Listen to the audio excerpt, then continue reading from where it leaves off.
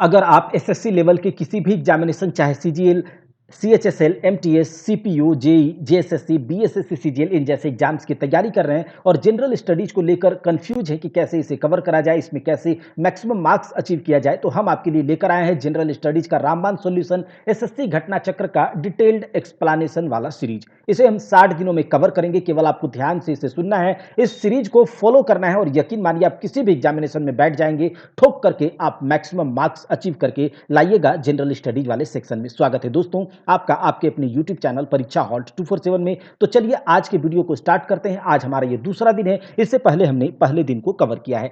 Video को start करने से पहले इस नोट पर ध्यान दीजिएगा कि एसएससी लेवल के सारे एग्जाम्स को ये सीरीज, ये सेशन कवर करेगा, केवल बुक नहीं, क्योंकि बुक तो बहुत लोगों के पास होगा, तो ये सीरीज और सेशन को आपको फॉलो करना है, कवर करेगा। कृपया इससे ज्यादा समय सामान्य अध्ययन पर ना दे, अन्य विषयों पर ध्यान दें। जनरल स्टडीज के लिए जो भी टेंशन है वो आप इस सीरीज पर छोड़ सकते हैं। चलिए आज के वीडियो को स्टार्ट करें। इसके पहले हमने पहले दिन जो कवर किया है, आपने उसे अगर नहीं देखें तो जाकर के जरूर देखिए, आपको फायदा होगा। देखिए इसके पहले हमने जैन धर्म, बौद्ध धर्म को कवर किया है, बौद्ध धर्म तक कवर किया है और आज हम स्टार्ट करेंगे मौर्य काल से। कहां से? मौर्य काल से। बहुत सारी बातों को हम यहां पर लिख नहीं पाएंगे जिससे कि सेशन बहुत बड़ा हो जाएगा, इसीलिए आपको एक एक शब्द को ध्यान से सुनना है। हो सके तो नोट डाउन करें, नहीं तो आपको दिमाग में ऐसे ही छप जाएगा। चलिए बात करते हैं मौर्य काल की। मौर्य काल की जब बात आएगी, मौर्य साम्राज्य की जब बात आएगी, तो किसका बात आएगा? आएगा बात यहां पर चाणक्य का बात। चाणक्य, विष्णुगुप्त, कौटिल्य, इनका बात आएगा। सब एक ही है। अच्छा, इनका बात आएगा। इसके साथ ही साथ चंद्रगुप्त मौर्य का बात आएगा। क्यों ना आए भैया, चंद्रगुप्त मौर्य ही तो मौर्य साम्राज्य का संस्थापक है, मौर्य राजवंश का संस्थापक है चंद्रगुप्त मौर्य। जब चंद्रगुप्त मौर्य की बात आएगी तो हमें यह जानना होगा कि चंद्रगुप्त मौर्य का जन्म कब हुआ था। ठीक है, चंद्रगुप्त मौर्य का जन्म कब हुआ? Chandragupta Maurya was born in कब? तो 340 बीसी में। कब हुआ था? चंद्रगुप्त मौर्य का जन्म हुआ है 340 बीसी में। अच्छा, बीसी का मतलब क्या होता है? एडी का मतलब क्या होता है? एडी यानी कि हिंदी में ईस्वी और बीसी यानी कि ईसा पूर्व। इसका मतलब क्या है? इसके बारे में हमने पहले क्लास में चर्चा किया हुआ है। तो 340 बीसी में चंद्रगुप्त मौर्य का जन्म होता है और याद रखिएगा चंद्रगुप्त मौर्य के द्वारा स्थापित मौर्य राजवंश से पहले भारतवर्ष में बहुत सारे राजवंशों का यहां पर आधिपत्य था। जैसे कि आप जानते होंगे मगध साम्राज्य में हर्यंक वंश था, शिशुनाग वंश था, उसके बाद आपका नंद वंश था और नंद वंश के बाद ही आता है मौर्य राजवंश। तो इन सब राजवंशों के समय ये सब आधिपत्य था। लेकिन अगर कहा जाए कि पूरे भारतवर्ष को एक राजनीतिक रूप से पिरोने का काम, एक साथ लाने का काम किसने किया था? चंद्रगुप्त मौर्य ने किया था। ठीक है, चंद्रगुप्त मौर्य ने। चंद्रगुप्त मौर्य के जन्म को लेकर के बहुत सारे बुक में अलग अलग बातें कही गई हैं, तो ध्यान से सुनिएगा। सबसे पहले बात आती है मुद्रा राक्षस के बारे में। मुद्रा राक्षस किसके द्वारा लिखा गया है? विशाख दत्त के द्वारा। किसके द्वारा? विशाख दत्त के द्वारा मुद्रा राक्षस लिखा गया है। और इस बुक में चंद्रगुप्त मौर्य के बारे में कहा गया है कि चंद्रगुप्त का पिता नंदराज था। कौन? चंद्रगुप्त का पिता नंदराज था और ये कुलहीन यानी कि छोटे कुल से आते हैं, ये बताया था विशाख दत्त लिखे थे मुद्रा राक्षस को इसमें। अच्छा, एक और बुक है जिसे कि हम कहते हैं बौद्ध ग्रंथ महाबोधि वंश। कौन? बौद्ध ग्रंथ महाबोधि वंश। इसमें कहा गया चंद्रगुप्त मौर्य जो थे ये एक राजघराने से संबंधित थे। क्या? बौद्ध ग्रंथ महाबोधि वंश में कहा गया था कि जो चंद्रगुप्त मौर्य थे ये एक राजघराने से संबंधित थे। फिर उसके बाद एक बुक है कथा सरित सागर। इसमें कहा गया कि चंद्रगुप्त मौर्य शूद्र थे। कथा सरित सागर में चंद्रगुप्त मौर्य के बारे में कहा गया कि ये एक शूद्र थे। और एक बुक है परिशिष्ट पर्वन, याद रखिएगा, एक बुक है परिशिष्ट पर्वन जिसको लिखा है हेमचंद्र ने। इसने कहा था कि चंद्रगुप्त मौर्य जो थे मयूर यानी कि मोर को, मयूर जो जानते हैं ना, पिकॉक, पिकॉक को पालने वाले, पिकॉक को पोसने वाले गांव था एक, और उस गांव का जो मुखिया था उसका बेटा था, उसका पुत्र था चंद्रगुप्त मौर्य। और कहीं ना कहीं मोर को पोसने वाले का बेटा था, इसीलिए इसके नाम के पीछे मौर्य लगा हुआ है। ऐसा है। ठीक है, उसके बाद कुछ फॉरेन विदेशी इतिहासकार भी थे जिसने चंद्रगुप्त मौर्य के बारे में कुछ बोला है, तो ध्यान से सुनिए, एग्जामिनेशन में प्रश्न बन जाते हैं। जैसे कि विलियम जोन्स ने कहा था चंद्रगुप्त मौर्य को सेंड्रोकोट्स। क्या? विलियम जोन्स ने चंद्रगुप्त मौर्य को सेंड्रोकोट्स कहा था। एरियन और प्लूटार्क ने कहा है एंड्रोकोट्स। जस्टिन ने कहा है, जस्टिन ने मतलब जस्टिन जो है सेंड्रोकोट्स यानी कि चंद्रगुप्त मौर्य। और सिकंदर का जो भेंट होता है उसका उल्लेख किसने किया था? जस्टिन ने किया था। था? किसने किया था? जस्टिन ने किया था। ठीक है, यहां तक बात आपको समझ में आ गई होगी। चलिए, चंद्रगुप्त मौर्य जैसा कि मैंने आपको कहा, एक महान शासक थे, एक महान शासक थे, और पूरे भारतवर्ष को एक राजनीतिक रूप में एक साथ लाने का काम किसने किया था? चंद्रगुप्त मौर्य ने किया था। तो चंद्रगुप्त मौर्य ने किसके खिलाफ विद्रोह का नेतृत्व किया और उन्हें पराजित भी कर दिया? ठीक है। अच्छा, चंद्रगुप्त जो थे led a revolt against the overthrow they, मतलब किसके थ्रू? तो देखिए, हम जानते हैं कि चंद्रगुप्त मौर्य राजवंश की स्थापना करने से पहले यहां पर मगध पर नंद राजवंश का क्या था? आधिपत्य था। नंद राजवंश का राज था। ठीक है। अच्छा, नंद राजवंश का जो अंतिम शासक था, जिसका नाम है धनानंद, नंद राजवंश का अंतिम शासक था धनानंद, और धनानंद को हरा के, धनानंद को, चूंकि ये बहुत शक्तिशाली था धनानंद, लेकिन फिर भी इसे कैसे हराया? तो इसको हराने में मदद करी थी चंद्रगुप्त मौर्य की, किन्होंने? चाणक्य ने करी थी। और चाणक्य की मदद से नंद वंश के धनानंद को हरा करके मगध पर मौर्य राजवंश की स्थापना किसने करी? चंद्रगुप्त मौर्य ने करी, याद रखिएगा। अच्छा, निम्नलिखित में से किस राजा ने प्राचीन भारत में मौर्य साम्राज्य की स्थापना करी थी? तो ये थे आपके चंद्रगुप्त मौर्य। ठीक है। अच्छा, चंद्रगुप्त मौर्य जो थे, इनका जन्म होता है 340 ईसा पूर्व में और 322 ईसा पूर्व, याद रखिएगा, 340 ईसा पूर्व में इनका जन्म होता है, और 18 साल की उम्र में 322 ईसा पूर्व में नंद वंश के धनानंद को हराकर चाणक्य की सहायता से 322 ईसा पूर्व में चंद्रगुप्त मौर्य ने मौर्य राजवंश की स्थापना करी मगध पर। ठीक है, मौर्य राजवंश की स्थापना करी। तो चंद्रगुप्त मौर्य जो कि 322 ईसा पूर्व में मौर्य राजवंश की स्थापना किया, और इनका शासनकाल कब से कब तक था? तो 322 से 298 तक, याद रखिएगा, 322 से 298 तक। और ये किस वंश के शासक थे? तो ये थे मौर्य राजवंश के शासक। ठीक है, मौर्य राजवंश के शासक थे। ठीक है। अच्छा, एक बात याद रखिएगा कि जब इन्होंने मौर्य राजवंश की स्थापना करी, तो ये मतलब जो भारतवर्ष का जो विस्तार है, ये उत्तर से लेकर दक्षिण, पूरब से लेकर पश्चिम, इसका विस्तार इन्होंने किया। अच्छा, उत्तर में हिमालय से लेकर, मौर्य राजवंश का जो ये विस्तार इन्होंने किया था, उत्तर में हिमालय से लेकर दक्षिण में मैसूर तक। ठीक है, उत्तर में हिमालय से लेकर दक्षिण में मैसूर तक, और पूर्व में बंगाल से लेकर पश्चिम में अफगानिस्तान के हिंदू कुश पर्वत तक इनके साम्राज्य का विस्तार था। उत्तर में हिमालय से लेकर दक्षिण में मैसूर तक, पूरब में बंगाल से लेकर पश्चिम में हिंदू कुश पर्वत तक इनके साम्राज्य का विस्तार था। और ऐसा कहा जाता है कि जो ब्रिटिश साम्राज्य में जो भारतवर्ष का विस्तार था, उससे भी कहीं ज्यादा विस्तार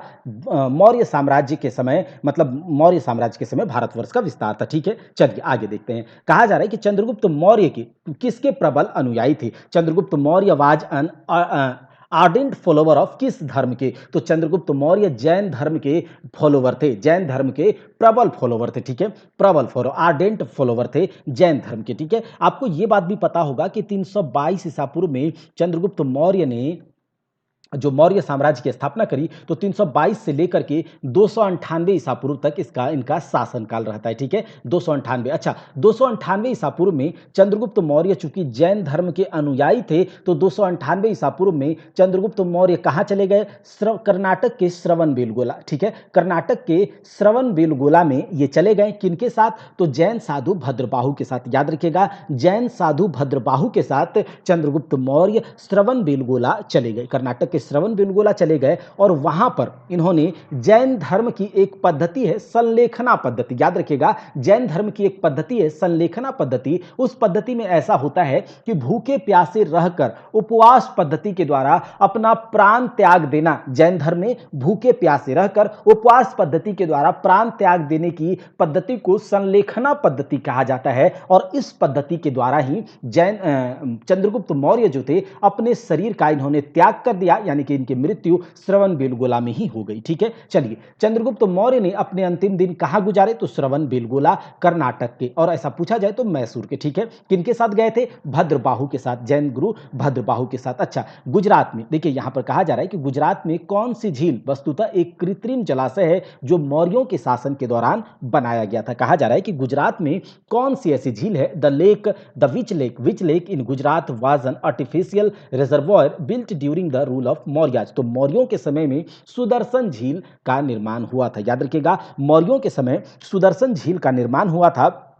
जो कि एक कृत्रिम झील था, ठीक है? जो कि एक कृत्रिम झील था, याद रखिएगा चंद्रगुप्त मौर्य का बहुत बड़ा साम्राज्य था। अब इस बड़े साम्राज्य को संभालने के लिए ये क्या करते थे, छोटे-छोटे राजा बनाते थे, अलग-अलग प्रांत दे करके उन्हें वहाँ का शासन देता था। तो चंद्रगुप्त मौर्य के शासन काल में ही एक प्रोविंस था, एक प्रांत था, ठीक है? चंद्रगुप्त प्रांतीय शासक जिसका नाम था पुष्यगुप्त, ठीक है? जिसका शासक था पुष्यगुप्त और इसी के द्वारा पुष्यगुप्त के द्वारा सुदर्शन झील का निर्माण करवाया गया था गुजरात में, ठीक है? सुदर्शन झील का निर्माण गुजरात में करवाया गया था, ठीक है? उसके बाद देखिए अशोक का एक राज्यपाल हुआ करता था तुषास्प। कौन? अशोक का एक राज्यपाल होता था, अशोक का एक राज्यपाल तुषास्प था और उसने इस सुदर्शन झील में, याद रखिएगा, इस सुदर्शन झील में जिसका निर्माण किसने करवाया था? पुष्यगुप्त ने करवाया था। और उसके बाद अशोक के राज्यपाल सुशास्प ने इस सुदर्शन झील से एक नहर बनाने का काम किया, ठीक है? एक नहर बनाने का काम किया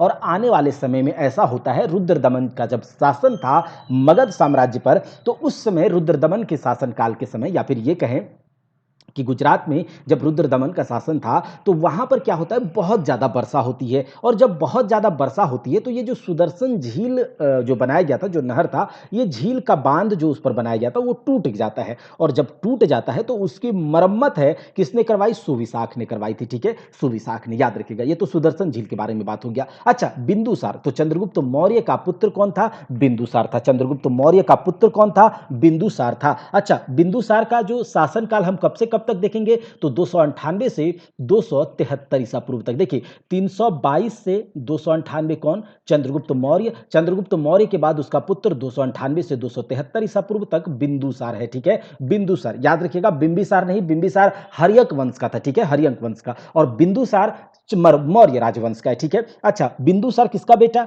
चंद्रगुप्त मौर्य का बेटा। अब हम बिंदुसार के बारे में बात कर लेते हैं। बिंदुसार को अमित्रघात भी कहा जाता था। क्या? अमित्रघात भी कहा जाता था। और अमित्रघात इनको किसने कहा? यूनानी लेखकों के द्वारा बिंदुसार को अमित्रघात कहा गया। अच्छा, अमित्रघात इसीलिए कहा जाता था क्योंकि ये दुश्मनों के लिए ये यमराज थे, मतलब दुश्मनों को छोड़ने वाले नहीं थे, ठीक है? अमित्रघात, लेकिन मित्रों का बहुत अच्छा रक्षा करने वाले, ठीक है? याद रखिएगा। तो इसे बिंदुसार को अमित्रघात कहा गया। और जैन ग्रंथों में बिंदुसार को सिंहसेन भी कहा गया, याद रखिएगा। सिंहसेन जैन ग्रंथों में बिंदुसार को ही कहा गया है और बिंदुसार को अमित्रघात कहा गया किसके द्वारा? यूनानी लेखकों के द्वारा, ठीक है? अच्छा, बिंदुसार ने ही, याद रखिएगा, कुछ पॉइंट्स हैं कि बिंदुसार ने अपने पुत्र अशोक को, बिंदुसार का पुत्र कौन? अशोक। अच्छा, बिंदुसार ने अपने पुत्र अशोक को तक्षशिला में भेजा था, किस लिए? तो विद्रोह को दबाने के लिए। ये बहुत इंपॉर्टेंट क्वेश्चन है, पूछा जाता है। और ऐसा बात किस बुक में लिखा गया है? तो एक बौद्ध ग्रंथ है दिव्यावदान, ठीक है? एक बौद्ध ग्रंथ है दिव्यावदान, उस बुक में लिखा गया है कि बिंदुसार अपने पुत्र अशोक को कहां भेजता है? तक्षशिला भेजता है, एक विद्रोह को दबाने के लिए। और अशोक उसमें सफल भी होते हैं। अच्छा, ऐसा कहा जाता है कि बिंदुसार ने सीरिया का एक राजा था एंटियोकस, ऐसा कहा जाता है कि बिंदुसार ने सीरिया का एक राजा था एंटियोकस, उससे क्या मांगा? उससे मांगा कि आप हमें मीठी मदिरा, सूखा अंजीर और एक दार्शनिक भेज दीजिए, यानी कि एक फिलोसोफर भेज दीजिए। तो एंटियोकस कहता है कि देखिए, मैं आपको मीठी मदिरा भेज दूंगा, सूखी अंजीर भी भेज दूंगा, लेकिन दार्शनिक मैं नहीं भेज पाऊंगा। इतना है, याद रखिएगा बिंदुसार के बारे में। अच्छा, ये जो कहानी हमने आपको बताया कि सीरिया के शासक एंटियोकस से इसने मांगा था, ऐसा किसने कहा है? तो स्ट्रैबो ने कहा है। ऐसा प्लिनी ने कहा है, ठीक है? याद रखिएगा। चलिए, ये सब कुछ बातें हैं बिंदुसार को लेकर के। अच्छा, स्ट्रैबो ने कहा था कि सीरिया का राजा एंटियोकस, स्ट्रैबो ने यह भी कहा था कि सीरिया का राजा एंटियोकस का राजदूत था एक डायमेकस। कौन? सीरिया का राजा एंटियोकस का एक राजदूत था डायमेकस। डायमेकस बिंदुसार के दरबार में आया था। अच्छा, इससे पहले हमने नहीं देखा कि चंद्रगुप्त मौर्य के समय में एक क्या बोलते हैं कि एक राजदूत था मेगास्थनीज, वो चंद्रगुप्त मौर्य के दरबार में आता है, ठीक है? चंद्रगुप्त मौर्य के दरबार में मेगास्थनीज, जो कि सेल्यूकस निकेटर का राजदूत था, मेगास्थनीज वो चंद्रगुप्त मौर्य के दरबार में आता है। और बिंदुसार के दरबार में कौन आता है? तो बिंदुसार के दरबार में एंटियोकस, जो कि सीरिया का राजा था, उसका राजदूत डायमेकस आता है, ठीक है? याद रखिएगा। अब हम देख लेते हैं आगे। चलिए देखते हैं। कहता है कि अशोक द ग्रेट। अच्छा, इसके बाद बिंदुसार का पुत्र कौन? अशोक हो गया। और अशोक का शासनकाल कब से कब तक? तो 273 से 232 ईसा पूर्व तक। देखिए, अब याद कीजिएगा, 322 से 298 चंद्रगुप्त मौर्य, 298 से 273 बिंदुसार, और बिंदुसार के बाद 273 से 232 अशोक। ठीक है, तो महान अशोक किस वंश के शासक थे? तो ये कौन से वंश के थे? मौर्य वंश के थे। ठीक है, मौर्य वंश के थे शासक। देखिए, अशोक महान 273 से 232 ईस्वी तक मौर्य वंश का शासक था, बिंदुसार का पुत्र था। अशोक 273 ईसा पूर्व में लगभग राजा बन गया था, लेकिन 273 ईसा पूर्व में ये लगभग राजा बन गया, और उसके बाद इसका राज्याभिषेक इसके 4 साल के बाद 269 ईसा पूर्व में होता है। ठीक है, अशोक का राज्याभिषेक जो होता है वो कब होता है? 269 ईसा पूर्व में होता है, 269 बीसी में होता है, याद रखिएगा। और उसके बाद जो अशोक का जो फेमस होने का कारण था, इनके अभिलेख थे, इनके शिलालेख थे, और जो बौद्ध धर्म का ये प्रचार करना चाहते थे, वो इनका जो धम्म नीति था, ठीक है, युद्ध घोष के जगह या भेरी घोष के जगह ये धम्म घोष को अपनाए थे, ये सब इसका कारण था, आगे हम देखेंगे। अच्छा, अशोक किस राजवंश के राजा थे? तो ये थे मौर्यों के राजा। ठीक है, मौर्य राजवंश के। अशोक किस राजवंश के? तो फिर से मौर्य वंश के। मौर्य वंश के सबसे प्रसिद्ध शासक अगर आपसे कोई पूछेगा तो आप सीधा जवाब दीजिएगा अशोक है। कौन सा? अशोक। मौर्य वंश का सबसे प्रसिद्ध शासक कौन हो गया? अशोक हो गया। ठीक है, अशोक। ठीक है, याद रखिएगा। आगे देखिए, कहा जा रहा है कि कंटक शोधक नामक न्यायालय का प्रचलन किस साम्राज्य में था? तो देखिए, कंटक शोधन नामक, एक तो यहां पर यह याद रखिएगा कि जब मौर्य राजवंश का शासनकाल था, तो उस समय चंद्रगुप्त मौर्य का जो सेनापति, प्रधानमंत्री, पुरोहित, सब कौन था? चाणक्य था। और चाणक्य ने अपने एक बुक जिसका नाम था अर्थशास्त्र, उस बुक में लिखा था कि मौर्यकालीन जो राजवंश था, उस समय यहाँ पर मौर्य काल में सबसे बड़े बड़े अधिकारी जो होते थे उसे तीर्थ कहा जाता था। क्या? तीर्थ कहा जाता था, और उसका संख्या 18 था। ठीक है, उस तीर्थों की संख्या 18 थी, और उन्हीं तीर्थों में, याद रखिएगा, वो जो तीर्थों में, तो सबसे पहले हम बात करेंगे कि एक था आपका फौजदारी न्यायालय, फौजदारी कोर्ट था कंटक शोधन। याद रखिएगा, फौजदारी कोर्ट था कंटक शोधन। और जो एक दीवानी न्यायालय था, उसका नाम होता था, देखिए, कंटक शोधन कौन था? फौजदारी न्यायालय। और जो दीवानी न्यायालय था, उसे हम धर्मस्थीय कहते थे मौर्य काल के समय, धर्मस्थीय। अच्छा, जो दीवानी न्यायालय का जो चीफ जस्टिस होता था, उसे हम कहते थे व्यावहारिक। क्या? व्यावहारिक। और जो कंटक शोधन यानी कि फौजदारी न्यायालय का जो चीफ जस्टिस होता था, उसे प्रदिष्टा कहा जाता था। याद रखिएगा। ठीक है, प्रदिष्टा मौर्य काल के समय कंटक शोधन जो कि एक फौजदारी न्यायालय था, उसका चीफ जस्टिस था। व्यवहारिक, जो कि मौर्य काल के समय दीवानी न्यायालय यानी कि धर्मस्थीय का जो चीफ जस्टिस था, उसे व्यवहारिक कहा जाता था। इसे तीर्थों में आते थे, 18 में से ये भी तीर्थों में आते थे। अच्छा, निम्न में से किसने 1877 ईस्वी में अशोक के शिलालेख का एक सेट प्रकाशित किया था? देखिए, अशोक के शिलालेखों का एक सेट, यानी कि अशोक के बहुत सारे शिलालेख हैं। हम देखते हैं कि अशोक के अभिलेखों में शिलालेख है, स्तंभ लेख है, गुहा लेख है, तो उन शिलालेखों का एक सेट जो 1877 में अलेक्जेंडर कनिंघम, जिसे कि भारतीय पुरातत्व का जनक कहा जाता है, फादर ऑफ इंडियन आर्कियोलॉजी कहा जाता है, किसे? अलेक्जेंडर कनिंघम को। तो 1877 में उसने अशोक के शिलालेखों का एक सेट प्रस्तुत किया था, लेकिन उसे अशोक के शिलालेखों जो कि ब्राह्मी लिपि में था, उसे कोई पढ़ नहीं पाया था। अच्छा, पढ़ने में कौन सक्सेस हुआ? तो 1837 ईस्वी की बात है। 1837 ईस्वी में जेम्स प्रिंसेप ने अशोक के शिलालेखों के ब्राह्मी लिपि को सबसे पहले इन्होंने ही पढ़ा था। ठीक है, अब आगे देखिए, कहा जा रहा है निम्न में से कौन अशोक के अभिलेख को समझने वाला या पढ़ने वाला पहला विद्वान था? तो हमने अभी बात किया, जेम्स प्रिंसेप था। कौन? James Prinsep. निम्न में से किस शासक ने अपनी प्रजा और अधिकारियों के लिए पत्थर की सतहों पर अपने संदेश उत्कीर्णित किए? याद रखिएगा कि अशोक जो था, मौर्य राजवंश का शासक, महान शासक अशोक, जिसका शासनकाल 273 से 232 तक था, उसका राज्याभिषेक 269 में हुआ था। ये सब हमने बात किया हुआ है। अब ये अशोक क्या करते थे? अशोक के बहुत सारे अभिलेख हमें मिले हैं, और ये पता चलता है कि सबसे पहले पत्थरों पर अपने कुछ संदेश, मतलब जो राज दरबार होता था, वहां के कुछ संदेश, आदेश, या फिर अपने प्रजा को कुछ आदेश देना होता था, कुछ संदेश देना होता था, तो ये क्या करते थे? पत्थरों पर उसे उकेरवाते थे, लिखवाते थे, और उसे जगह जगह पर रखवा देते थे, जिससे कि राज्यवासी, उसके जनता उसे पढ़ते थे और समझते थे कि हमारे राजा ने हमारे लिए ये संदेश दिया है। तो ऐसा करने वाले पहले शासक कौन थे? अशोक ही थे। ठीक है, ऐसा करने वाले सबसे पहले शासक अशोक थे। और इनके जितने भी अभिलेख हैं, चाहे वो शिलालेख हो, स्तंभ लेख हो, उनमें मैक्सिमम पर किस लिपि का उपयोग हुआ है? तो याद रखिएगा ब्राह्मी लिपि का उपयोग हुआ है और ब्राह्मी लिपि का प्राकृत भाषा का। ठीक है, जैसे कि अभी हम जानते हैं हमारा लिपि क्या है? देवनागरी लिपि है और देवनागरी लिपि का भाषा क्या है? हिंदी है। जैसे कि रोमन लिपि का भाषा क्या है? अंग्रेजी। वैसे ही ब्राह्मी लिपि का भाषा प्राकृत भाषा में अशोक के मैक्सिमम अभिलेख है, याद रखिएगा मैक्सिमम अभिलेख अशोक के ब्राह्मी लिपि में, कुछ कुछ के खरोष्टी में है, आरामाइक के है, तो ये सब हम आगे देखेंगे। चलिए, राजा अशोक की उस पुत्री का नाम क्या था जिसे उसने एक बौद्ध मिशनरी के कर्तव्यों को निभाने की जिम्मेदारी दी थी? What was the name of king Ashoka's daughter whom he appointed to carry out the duties of Buddhist missionary? तो इसकी पुत्री का नाम था संघमित्रा। देखिए, अशोक की पुत्री संघमित्रा ने अशोक ने अपनी पुत्री संघमित्रा को बौद्ध धर्म के प्रचार के लिए श्रीलंका भेजा था और अपने पुत्री के साथ अपना पुत्र को भी भेजा था। तो संघमित्रा और महेंद्र को, याद रखिएगा अशोक का बेटा महेंद्र और अशोक की बेटी संघमित्रा, इन दोनों को अशोक ने श्रीलंका भेजा था।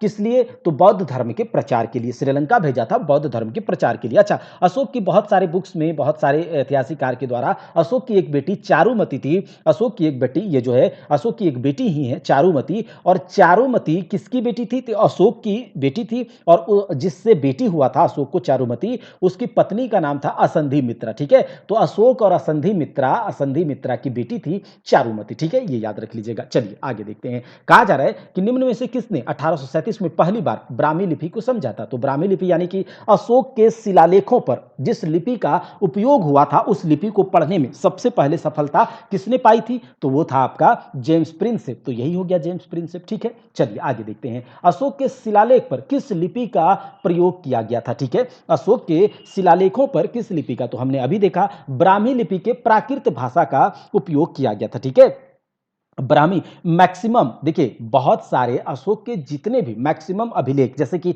अशोक के अभिलेख में बात करें तो उनके कुछ शिलालेख हैं, स्तंभ लेख है, गुहा लेख है। ठीक है, तो ये उन सारे मैक्सिमम अभिलेख में अशोक के ब्राह्मी लिपि के प्राकृत भाषा का उपयोग हुआ है। लेकिन चूंकि हम जानते हैं कि मौर्य साम्राज्य का विस्तार कहां से कहां तक, उत्तर में हिमालय से लेकर दक्षिण में मैसूर तक, पश्चिम में कहां से, तो हिंदू कुश पर्वत से लेकर, और पूर्व में जो इसका विस्तार था बंगाल तक, तो इतना लंबा चौड़ा इसका विस्तार था साम्राज्य का। तो इसके जो शिलालेख थे किस तरफ? तो अफगानिस्तान वगैरह तरफ। तो वहां पर जो अभिलेख थे, वहां पर ब्राह्मी लिपि नहीं थी, इनके अभिलेखों की भाषा खरोष्ठी लिपि थी। याद रखिएगा खरोष्ठी लिपि। ठीक है, खरोष्ठी लिपि। तो इनके दो अभिलेख खरोष्ठी लिपि में थे, शहबाजगढ़ी और मनसेहरा में अफगानिस्तान में। अच्छा, तक्षशिला, याद रखिएगा तक्षशिला, और एक जगह है लंघमान, याद रखिएगा तक्षशिला और लंघमान से कुछ इनके अभिलेख प्राप्त हुए हैं और उनमें आरामाइक लिपि में देखा गया है कि इनके अभिलेख है। याद रखिएगा कि खरोष्ठी लिपि का उपयोग शहबाजगढ़ी और मनसेहरा अभिलेख में हुआ है। ठीक है, शहबाजगढ़ी और मनसेहरा वाले अभिलेख में। अच्छा, आरामाइक लिपि का उपयोग देखने को मिला है तक्षशिला और लंघमान वाले इलाके में। ठीक है, लंघमान वाले के आगे, और एक स्थान है उधर ही। ठीक है, सर एकुना से, देखिए यहां पर सर एकुना से दो लिपियों का, दो भाषाओं का उपयोग होने वाला अभिलेख मिला है, यूनानी और आरामाइक। तो याद रखिएगा सर एकुना से यूनानी तथा आरामाइक लिपि का प्रयोग हुआ है, लंगमान और तक्षशिला से आरामाइक लिपि का प्रयोग होने वाले अभिलेख, और शहबाजगढ़ी मनसेहरा से खरोष्ठी, जबकि बाकी जितने भी इनके अभिलेख थे वो ब्राह्मी लिपि के प्राकृत भाषा में थे। मौर्य वंश के तत्काल बाद किस वंश ने आकर मगध राज्य पर शासन किया था? तो मौर्य राजवंश के बाद मगध पर शासन करने वाले थे शुंग राजवंश। कौन थे? शुंग राजवंश। देखिए बात है किसकी? तो बात है यहां पर कि मौर्य वंश का जो अंतिम शासक था, मौर्य वंश का जो अंतिम शासक था उसका नाम था बृहद्रथ। किसका क्या नाम था? बृहद्रथ। और बात है 184 ईसा पूर्व की, बात है 184 ईसा पूर्व की। तो मौर्यों के ही एक सामंत था पुष्यमित्र शुंग। कौन? पुष्यमित्र शुंग। और पुष्यमित्र शुंग ने जब देखा कि मौर्य राजवंश के जो शासक हैं वो कमजोर हो रहे हैं, वो राजकाज पर उतना ध्यान नहीं दे पा रहे हैं, तो वो उसका फायदा उठा करके बृहद्रथ की हत्या कर देता है 184 ईसा पूर्व में। और उसके बाद पुष्यमित्र शुंग ने शुंग वंश की स्थापना की। कहां पर? मगध राजवंश पर। और शुंग, चूंकि पुष्यमित्र शुंग ब्राह्मण थे तो इसे ब्राह्मण राजवंश भी कहा जाता है। ठीक है, और ये याद रखिएगा कि ये पुष्यमित्र शुंग का पुरोहित बोलिए, सेनापति बोलिए, ठीक है, कौन थे? तो वो था आपका महर्षि पतंजलि। इनके बारे में तो आप पता ही होगा। अभी देखिए, पतंजलि योग दर्शन के प्रतिपादक थे, ये भी जानते हैं आप लोग। और पतंजलि ने एक बुक लिखा था जिनका नाम है महाभाष्य, ठीक है, महाभाष्य। तो ये यहां से याद रखिएगा। मौर्य वंश का अंतिम शासक कौन था? तो मौर्य वंश का अंतिम शासक था बृहद्रथ, जिसकी हत्या करके पुष्यमित्र शुंग ने मगध पर शुंग वंश की स्थापना करी, ठीक है। अब देखिए, निम्न में से कौन सा शासक मौर्य राजवंश से संबंधित है? देखिए, नहीं था, मौर्य राजवंश से संबंधित नहीं था। देखिए, अशोक मौर्य राजवंश, चंद्रगुप्त मौर्य मौर्य राजवंश, बिंदुसार मौर्य राजवंश। लेकिन ये जो बिंबिसार है, ये मगध साम्राज्य पर इनका शासन था, लेकिन ये हर्यक वंश से आते थे। बिंबिसार, अजात शत्रु, उदयन, ये सब हर्यक वंश थे, ये हमने देखा था, ठीक है। चलिए आगे देखते हैं। कहा जा रहा है कि मौर्य राज साम्राज्य की राजधानी कहाँ स्थित थी? तो मौर्य साम्राज्य की राजधानी थी पाटलिपुत्र में, ठीक है। अच्छा, ये जो वैशाली देख रहे हैं, हमने कल देखा था, वैशाली के कुंड ग्राम में महावीर स्वामी का जन्म होता है, जबकि कपिल वस्तु लुम्बिनी में किनका? बौद्ध भगवान का, भगवान बुद्ध का जन्म होता है। सिद्धार्थ इनका नाम था। महावीर स्वामी का क्या नाम है, ये बताइएगा, ठीक है। अच्छा, गया में बुद्ध भगवान को ज्ञान की प्राप्ति होती है 35 वर्ष की आयु में। और महावीर स्वामी को कहां पर ज्ञान की प्राप्ति होती है? साल वृक्ष के नीचे, ऋजुपालिका नदी के तट पर। लेकिन किस गांव में होता है, किस ग्राम में, इसे आप कमेंट बॉक्स में बताइएगा, ताकि हमें भी पता चले कि आप अच्छे से पढ़ाई कर रहे हैं, ठीक है। चलिए आगे देखते हैं। कहा जा रहा है कि मौर्य साम्राज्य की राजधानी कौन सी थी? मौर्य साम्राज्य की राजधानी जो थी वो पाटलिपुत्र थी। कलिंग का युद्ध, देखिए बहुत इंपॉर्टेंट है कलिंग का युद्ध, ठीक है, क्योंकि इसके बाद मौर्य साम्राज्य या फिर बोले मौर्य राजवंश का पतन स्टार्ट हो जाता है राजनीतिक रूप से, ठीक है। कलिंग का युद्ध, क्योंकि क्या होता है इसके बाद कि अशोक का जो राज्याभिषेक होता है 269 ईसा पूर्व में, ठीक है, 269 ईसा पूर्व में। और इसके 8 साल बाद 261 ईसा पूर्व में, चूंकि अशोक भी एक साम्राज्यवादी शासक हुआ करता था इसके पहले, तो 261 ईसा पूर्व में अशोक ने अपनी सेना के साथ कलिंग पर चढ़ाई कर दी भैया। अब जब कलिंग पर चढ़ाई कर दी, तो कहा जाता है कलिंग युद्ध अशोक के जीवन काल का एक टर्निंग पॉइंट बन गया, क्योंकि अशोक ने वहां पर जो भीषण रक्तपात देखा ना, उस रक्तपात के बाद अशोक का मन इतना मतलब व्यथित हो गया, इतना दुखी से भर गया कि आखिर लोग यहां कर क्या रहे हैं, लोगों को मारना काटना, क्या यही जिंदगी रह गया है? तो अशोक ने युद्ध नीति को छोड़ करके, ठीक है, युद्ध नीति को छोड़ करके वो बौद्ध धर्म को अपना लेते हैं और पूरा तरह से अहिंसा को अपना लेते हैं। धम्म घोष को इन्होंने अपना लिया 261 ईसा पूर्व में। कब? 261 ईसा पूर्व में, ठीक है। और इस कलिंग युद्ध का जो डिस्क्रिप्शन है, जो एक्सप्लेनेशन है या कलिंग युद्ध के बारे में, तो अशोक का 13वां शिलालेख, याद रखिएगा, अशोक का 13वां शिलालेख में इसके बारे में बात करी गई है, ठीक है, याद रखिएगा इस बात को। अब देखिए, कहा जा रहा है निम्न के बाद सम्राट अशोक ने बौद्ध धर्म ग्रहण कर लिया था। किसके बाद भैया? तो कलिंग युद्ध के बाद, जो कि अशोक के राज्याभिषेक के बाद 8 साल बाद 261 ईसा पूर्व में इस कलिंग का युद्ध होता है। और कलिंग के युद्ध में चूंकि अशोक तो जीत जाता है, लेकिन यहां पर भारी नरसंहार के पश्चात अशोक ने बौद्ध धर्म ग्रहण कर लिया था, ठीक है। अच्छा, कौटिल्य कौन थे? तो कौटिल्य बोलिए या फिर चाणक्य बोलिए या फिर विष्णुगुप्त बोलिए, किसके प्रधानमंत्री थे? तो चंद्रगुप्त मौर्य के थे। किसके थे? चंद्रगुप्त मौर्य के। अब थोड़ा सा चाणक्य के बारे में बात कर लेते हैं। किनके बारे में? चाणक्य के बारे में बात कर लेते हैं। देखिए, चाणक्य जो था वो महर्षि चनक का पुत्र था। किसका? महर्षि चनक का पुत्र था, इसीलिए इन्हें चाणक्य भी कहा जाता है। याद रखिएगा, महर्षि चनक के पुत्र होने के कारण इन्हें चाणक्य कहा जाता है। कौटिल्य और विष्णुगुप्त नाम भी इन्हें दिया गया, ठीक है। और चाणक्य के द्वारा एक बुक लिखा गया है जिनका नाम है अर्थशास्त्र। चूंकि ये नाम से लगता है जैसे इकोनॉमिक्स वाला बुक होगा, नहीं, ये इकोनॉमिक्स का नहीं, बल्कि ये पॉलिटी का बुक है, अर्थशास्त्र नहीं, राजनीति शास्त्र का बुक है, ठीक है। और चाणक्य ने क्या बोलते हैं, एक राज्य के लिए 7 अंगों की बात करी है कि एक राज्य तभी बैलेंस, मतलब एक राज्य तभी संतुलित रूप से राज कर सकता है जब इसके 7 अंग बैलेंस्ड कंडीशन में हो। और ये 7 अंग थे देखिए, ये 7, एक राज्य का जो 7 अंग हुआ करता था, उन्होंने इसके बारे में बताया। तो एक राज्य के 7 अंग थे: राजा के साथ रहने वाले अमात्य, जनपद, दुर्ग, कोष, दंड और मित्र, ये 7 अंग किसी भी राज्य के चाणक्य ने बताए थे। ठीक है, अच्छा, कौटिल्य के द्वारा रचित प्रसिद्ध पुस्तक कौन सी है? तो ये आपका अर्थशास्त्र है। कौटिल्य के द्वारा रचित पुस्तक कौन सी है? अर्थशास्त्र है। ठीक है, और अर्थशास्त्र 15 भागों में 180 प्रकरण में और इसमें 6000 श्लोक हैं, याद रखिएगा। ठीक है, अच्छा, चाणक्य को और किस नाम से जाना जाता है? तो चाणक्य को कौटिल्य के नाम से भी जाना जाता है। आगे देखिए, अर्थशास्त्र किसने लिखा? तो चाणक्य ने लिखा है। चट्टानों को काटकर बनाई गई सबसे पुरानी वास्तुकला कहां पाई जाती है? चट्टानों को काटकर सबसे बनाई गई सबसे पुरानी वास्तुकला जो आर्किटेक्चर है, ठीक है, वो कहां पाया जाता है? वो बिहार में ही पाया जाता है, सबसे पुरानी वास्तुकला। ठीक है, the oldest rock cut architecture is found in कहां पर? तो बिहार में। देखिए, बिहार में बराबर और नागार्जुन की पहाड़ियों को काट करके बिहार में बिहार के राजगीर में, ठीक है, बिहार के राजगीर में बराबर और नागार्जुन पहाड़ियों को काट करके आजीवक संप्रदाय के फॉलोअर्स को रहने के लिए यहाँ पर एक गुहा बनाया गया था, यहाँ पर एक घर जैसा बना दिया गया था। और किसने किया था? अशोक और उसका पोता था दशरथ, उसके समय में ऐसे ये सब काम हुआ था। अशोक आजीवक संप्रदाय के जो भी अनुयायी थे, उसके लिए यहाँ पर पहाड़ों को काट काट करके गुफाएं बनाई गई थी। और यही है बिहार में सबसे पुरानी वास्तुकला का उदाहरण। ठीक है, चलिए आगे देखते हैं। किस राज्य में अशोक का जौगढ़ प्रस्तर शिलालेख स्थित है? बहुत इंपॉर्टेंट है, याद रखिएगा, यह है आपके उड़ीसा में। ठीक है, उड़ीसा में। तो अब जैसे ही सुनिएगा, जौगढ़ पत्थर का शिलालेख, जौगढ़ प्रस्तर शिलालेख, ये कहां पर है? तो ये उड़ीसा में है। और किसका है भैया? अशोक का है। अच्छा, ये बात यहां पर जब आई है जौगढ़ अभिलेख की, तो जौगढ़ शिलालेख का खोज किसने करा था? तो यहां पर लिख लीजिएगा, सर वाल्टर इलियट। ठीक है, सर वाल्टर इलियट ने जौगढ़ अभिलेख का खोज किया था, जो कि अशोक का अभिलेख था, इंस्क्रिप्शन था। ठीक है, अच्छा, सारनाथ में पाए जाने वाले मौर्य स्तंभ शीर्ष को किस नाम से जाना जाता है? देखिए, सारनाथ में पाए जाने वाले मौर्य स्तंभ शीर्ष को सिंह चतुर्मुख स्तंभ शीर्ष के नाम से जाना जाता है। और इस स्तंभ क्या बोलते हैं कि ये जो मौर्य स्तंभ चिन्ह है, या फिर इसे भारत सरकार ने अपने प्रतीक चिन्ह के रूप में भी इसे ग्रहण किया है। ठीक है, ये बात आप जानते होंगे। चलिए आगे देखते हैं। कहा जा रहा है कि निम्नलिखित में से कौन पहला शासक था जिसने अपनी प्रजा और अधिकारियों के लिए अपने संदेश पत्थर की सतहों,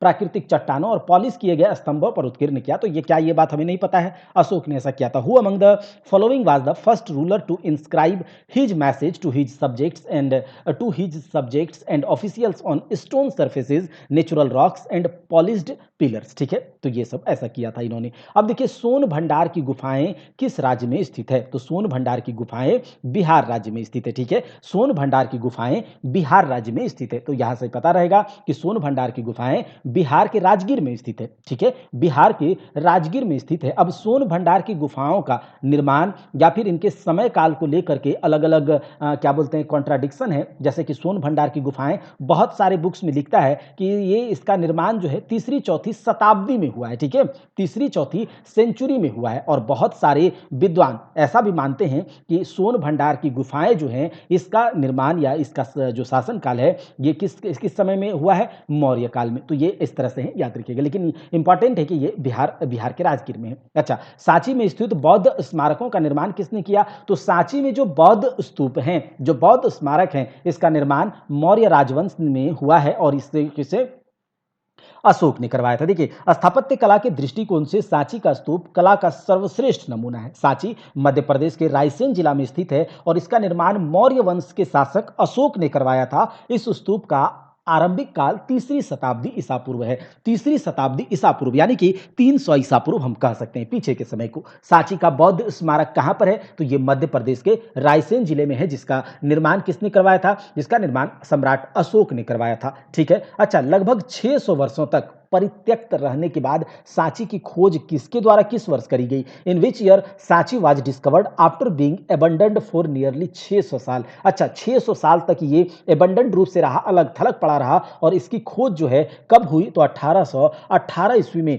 जनरल टेलर के द्वारा, याद रखिएगा, 1818 ईस्वी में जनरल टेलर के द्वारा सांची के स्तूप की खोज करी गई। और ये भी पता होना चाहिए आपको कि यूनेस्को के द्वारा वर्ल्ड हेरिटेज साइट साइट के रूप में, यूनेस्को के द्वारा वर्ल्ड हेरिटेज साइट के रूप में सांची के स्तूप को मान्यता प्रदान करी गई है 1989 में, 1989 में। चलिए, तीसरी शताब्दी ईसा पूर्व और 12वीं शताब्दी ईस्वी के बीच, तीसरी शताब्दी ईसा पूर्व और 12वीं शताब्दी ईसा पूर्व के बीच वह स्थान कौन सा है जो बौद्ध कला और वास्तुकला के उत्कृष्ट नमूने के लिए प्रसिद्ध है? कहता है which is famous for outstanding specimen of Buddhist art and architecture belonging to the period between the 3rd century and 12th century AD. ठीक है, ये है। तो ये था आपका सांची का स्तूप। ठीक है, सांची का स्तूप याद रखिएगा।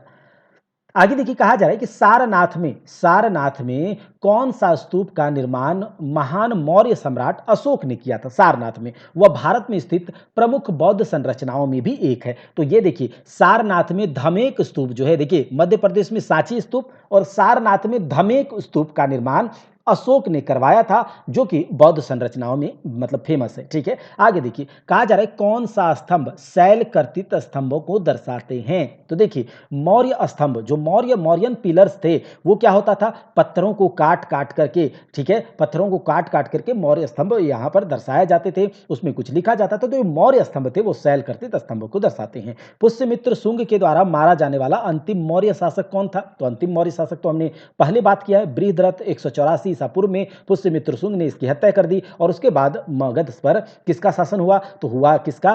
शुंग वंश का शासन हुआ। अब यहां पर क्या होता है कि मौर्य राजवंश का जब पतन हो जाता है बृहद्रथ की मृत्यु के बाद, तो मगध पर या फिर भारतवर्ष पर छोटे छोटे छोटे बहुत सारे राजवंशों का उदय हो जाता है, उद्भव हो जाता है। चूंकि इनका जो शासनकाल रहा या फिर इसके बाद मौर्य राजवंश के बाद पूरे भारतवर्ष में एक पॉलिटिकल अनस्टेबिलिटी आ जाता है, राजनीतिक अस्थिरता आ जाता है। बहुत सारे राजवंश आए लेकिन अच्छा नाम नहीं कर पाया या फिर शासन उस तरह से नहीं कर पाया, शासन प्रणाली उनकी ओर से वैसी नहीं रही, तो ऐसा हुआ। तो बहुत सारे छोटे छोटे राजवंश है मौर्य शासन के बाद, तो हम उसे अब देखेंगे। तो हम देखते हैं मौर्योत्तर काल के बारे में। किसके बारे में? मौर्योत्तर काल के बारे में, यानी कि मौर्य राजवंश के बाद के जो भी शासन आए, जैसे कि सातवाहन वंश है, आपका शुंग वंश है, कुषाण वंश है, कण्व वंश है, तो ये सब छोटे छोटे राजवंश आए मौर्य साम्राज्य के बाद। चलिए, कहा जा रहा है कि निम्न में से कौन संस्कृत का प्रथम व्याकरणविद था? अच्छा, संस्कृत का पहला व्याकरणविद। देखिए, जैसे ही आपके नाम आए संस्कृत का पहला व्याकरण, तो आपके दिमाग में आएगा पाणिनि। क्या आएगा? आपके दिमाग में आना चाहिए पाणिनि। ठीक है, अब से ये याद रखिएगा। आगे देखते हैं। और यहां पर यह बात भी याद रख लीजिएगा कि पाणिनि महर्षि पाणिनि थे, ये संस्कृत के पहले व्याकरणविद थे और इन्होंने एक क्या बोलते हैं, काव्य की रचना या फिर इन्होंने एक बुक की रचना करी थी जिनका नाम है, याद रखिएगा, पाणिनि का अष्टाध्यायी। क्या?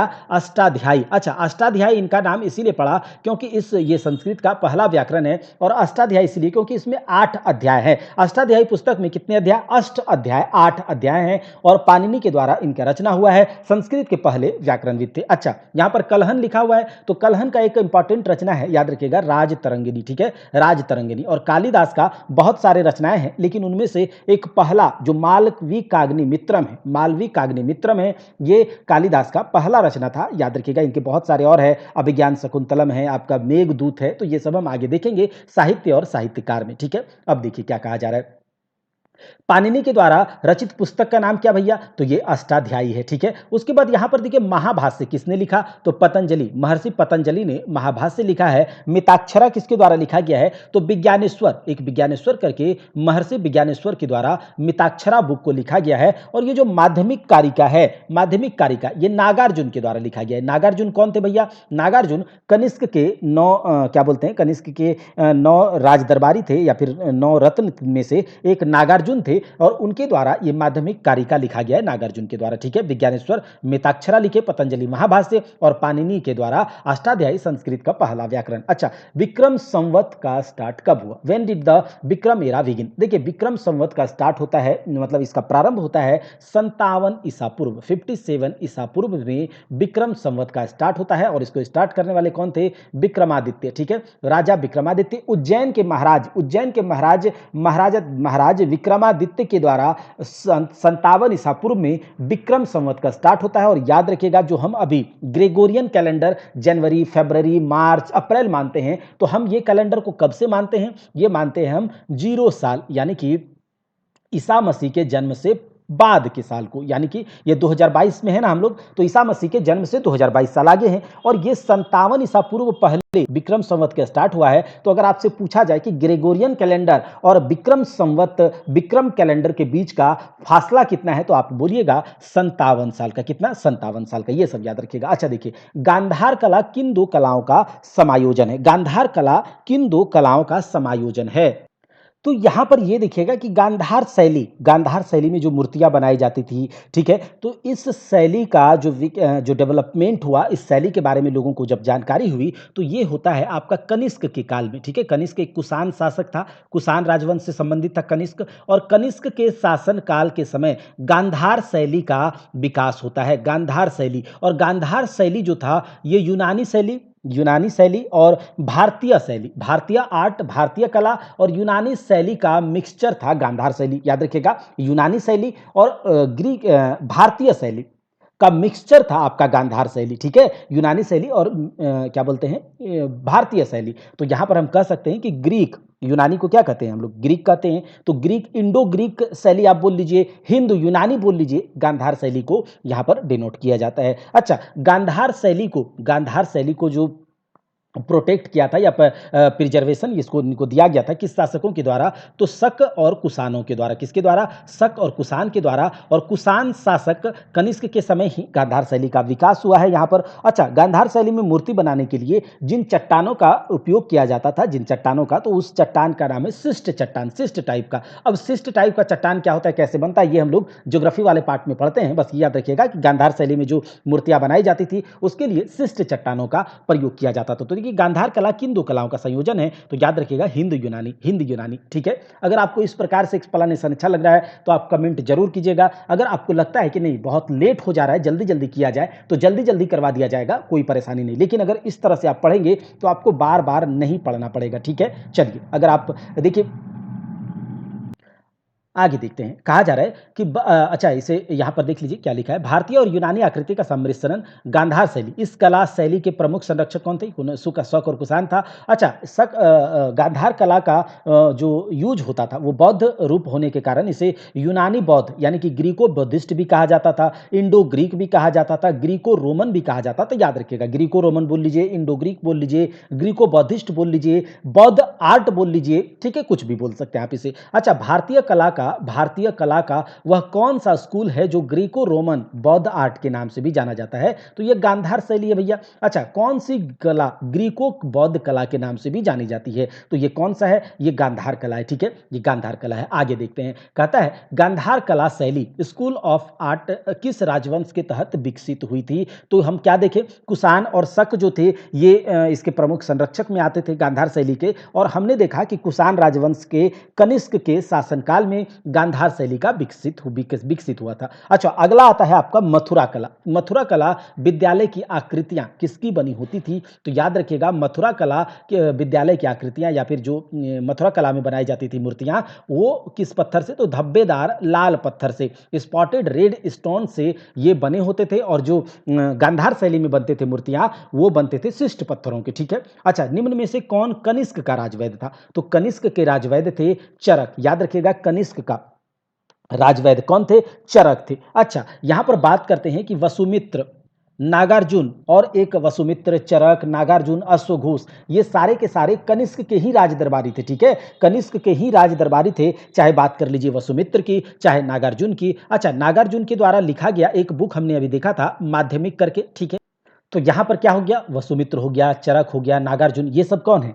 कनिष्क के दरबारी हैं। और वो उनमें से कनिष्क के राजवैद्य कौन थे? तो चरक थे। अच्छा, चरक के द्वारा एक बुक का नाम है लिखा गया, चरक के द्वारा एक बुक लिखा गया है, चरक संहिता। याद रखिएगा, चरक संहिता, ये क्या बोलते हैं, मेडिसिन पर है, ठीक है, औषधि पर है, औषधि विज्ञान पर है। देखिए, अश्वघोष, नागार्जुन, चरक, ये सब। अच्छा, पतंजलि जो है ये किन के राज दरबारी थे? तो पतंजलि हमने अभी पहले देखा था कि पुष्यमित्र शुंग, जिसने कि मौर्य साम्राज्य के, मौर्य वंश के सबसे अंतिम शासक बृहद्रथ की हत्या करके जो शुंग शुंग वंश की स्थापना करी थी पुष्यमित्र शुंग की, तो पुष्यमित्र शुंग के पुरोहित बोल लीजिए या फिर सेनापति बोल लीजिए, वो कौन थे? महर्षि पतंजलि थे। और महर्षि पतंजलि ने एक बुक लिखा था महाभाष्य, और महर्षि पतंजलि ही योग दर्शन के प्रतिपादक थे। ठीक है, ये सब हम जानते हैं। चलिए आगे देखते हैं। कहा जा रहा है कि प्राचीन भारतीय इतिहास के संदर्भ में निम्न में से कौन चिकित्सा के क्षेत्र में प्रसिद्ध था? With reference to the early Indian history, who among the following was famous in the field of medicine? अच्छा, कौन था? तो ये चरक थे भैया, चरक। अच्छा, यहां पर हम देख लेते हैं बाण भट्ट। अच्छा, बाण भट्ट किसका राज दरबारी था?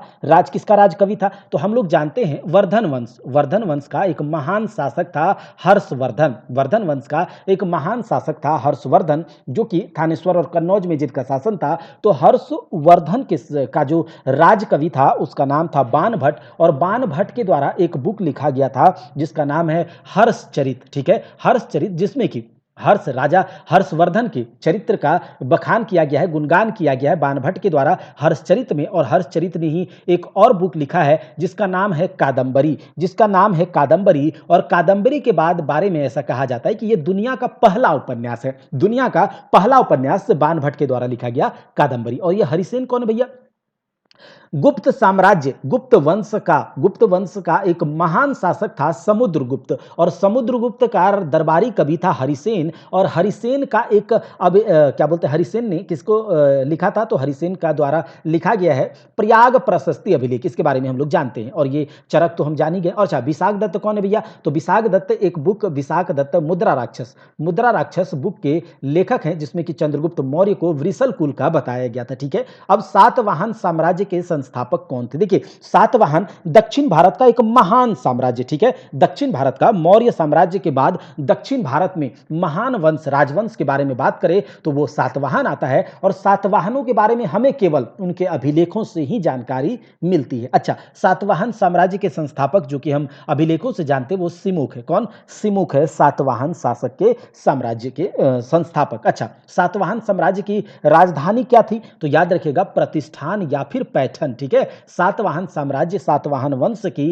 राजधानी कहां थी? प्रतिष्ठान या फिर पैठन। अच्छा, सातवाहन साम्राज्य का जो प्रारंभ में, जो शुरुआत में राजधानी थी वो थी अमरावती। अमरावती अभी भी आप जानते होंगे आंध्र प्रदेश में अमरावती के बारे में। अच्छा, सातवाहन वंश का सबसे शक्तिशाली या फिर जो प्रभावशाली राजा था तो वो था आपका सातकर्णी प्रथम। ठीक है, सातकर्णी फर्स्ट। अच्छा, सातकर्णी की उपाधि धारण करने वाला पहला राजा जो था वो सातकर्णी प्रथम ही था। अच्छा, दूसरा जो महान राजा था सातवाहन वंश का वो था आपका गौतमी पुत्र सातकर्णी। गौतमी पुत्र सातकर्णी, और गौतमी पुत्र को, सातकर्णी को एका ब्राह्मण कहा जाता था, अद्वितीय ब्राह्मण कहा जाता था। और ये वर्ण व्यवस्था का को बहुत मतलब सपोर्ट करते थे। कौन? गौतमी पुत्र सातकर्णी। ठीक है, याद रखिएगा गौतमी पुत्र सातकर्णी दूसरी शताब्दी ईस्वी में किस साम्राज्य के महानतम शासक थे? तो ये थे सातवाहन साम्राज्य के महानतम शासक। और गौतमी पुत्र सातकर्णी के बारे में कहा जाता है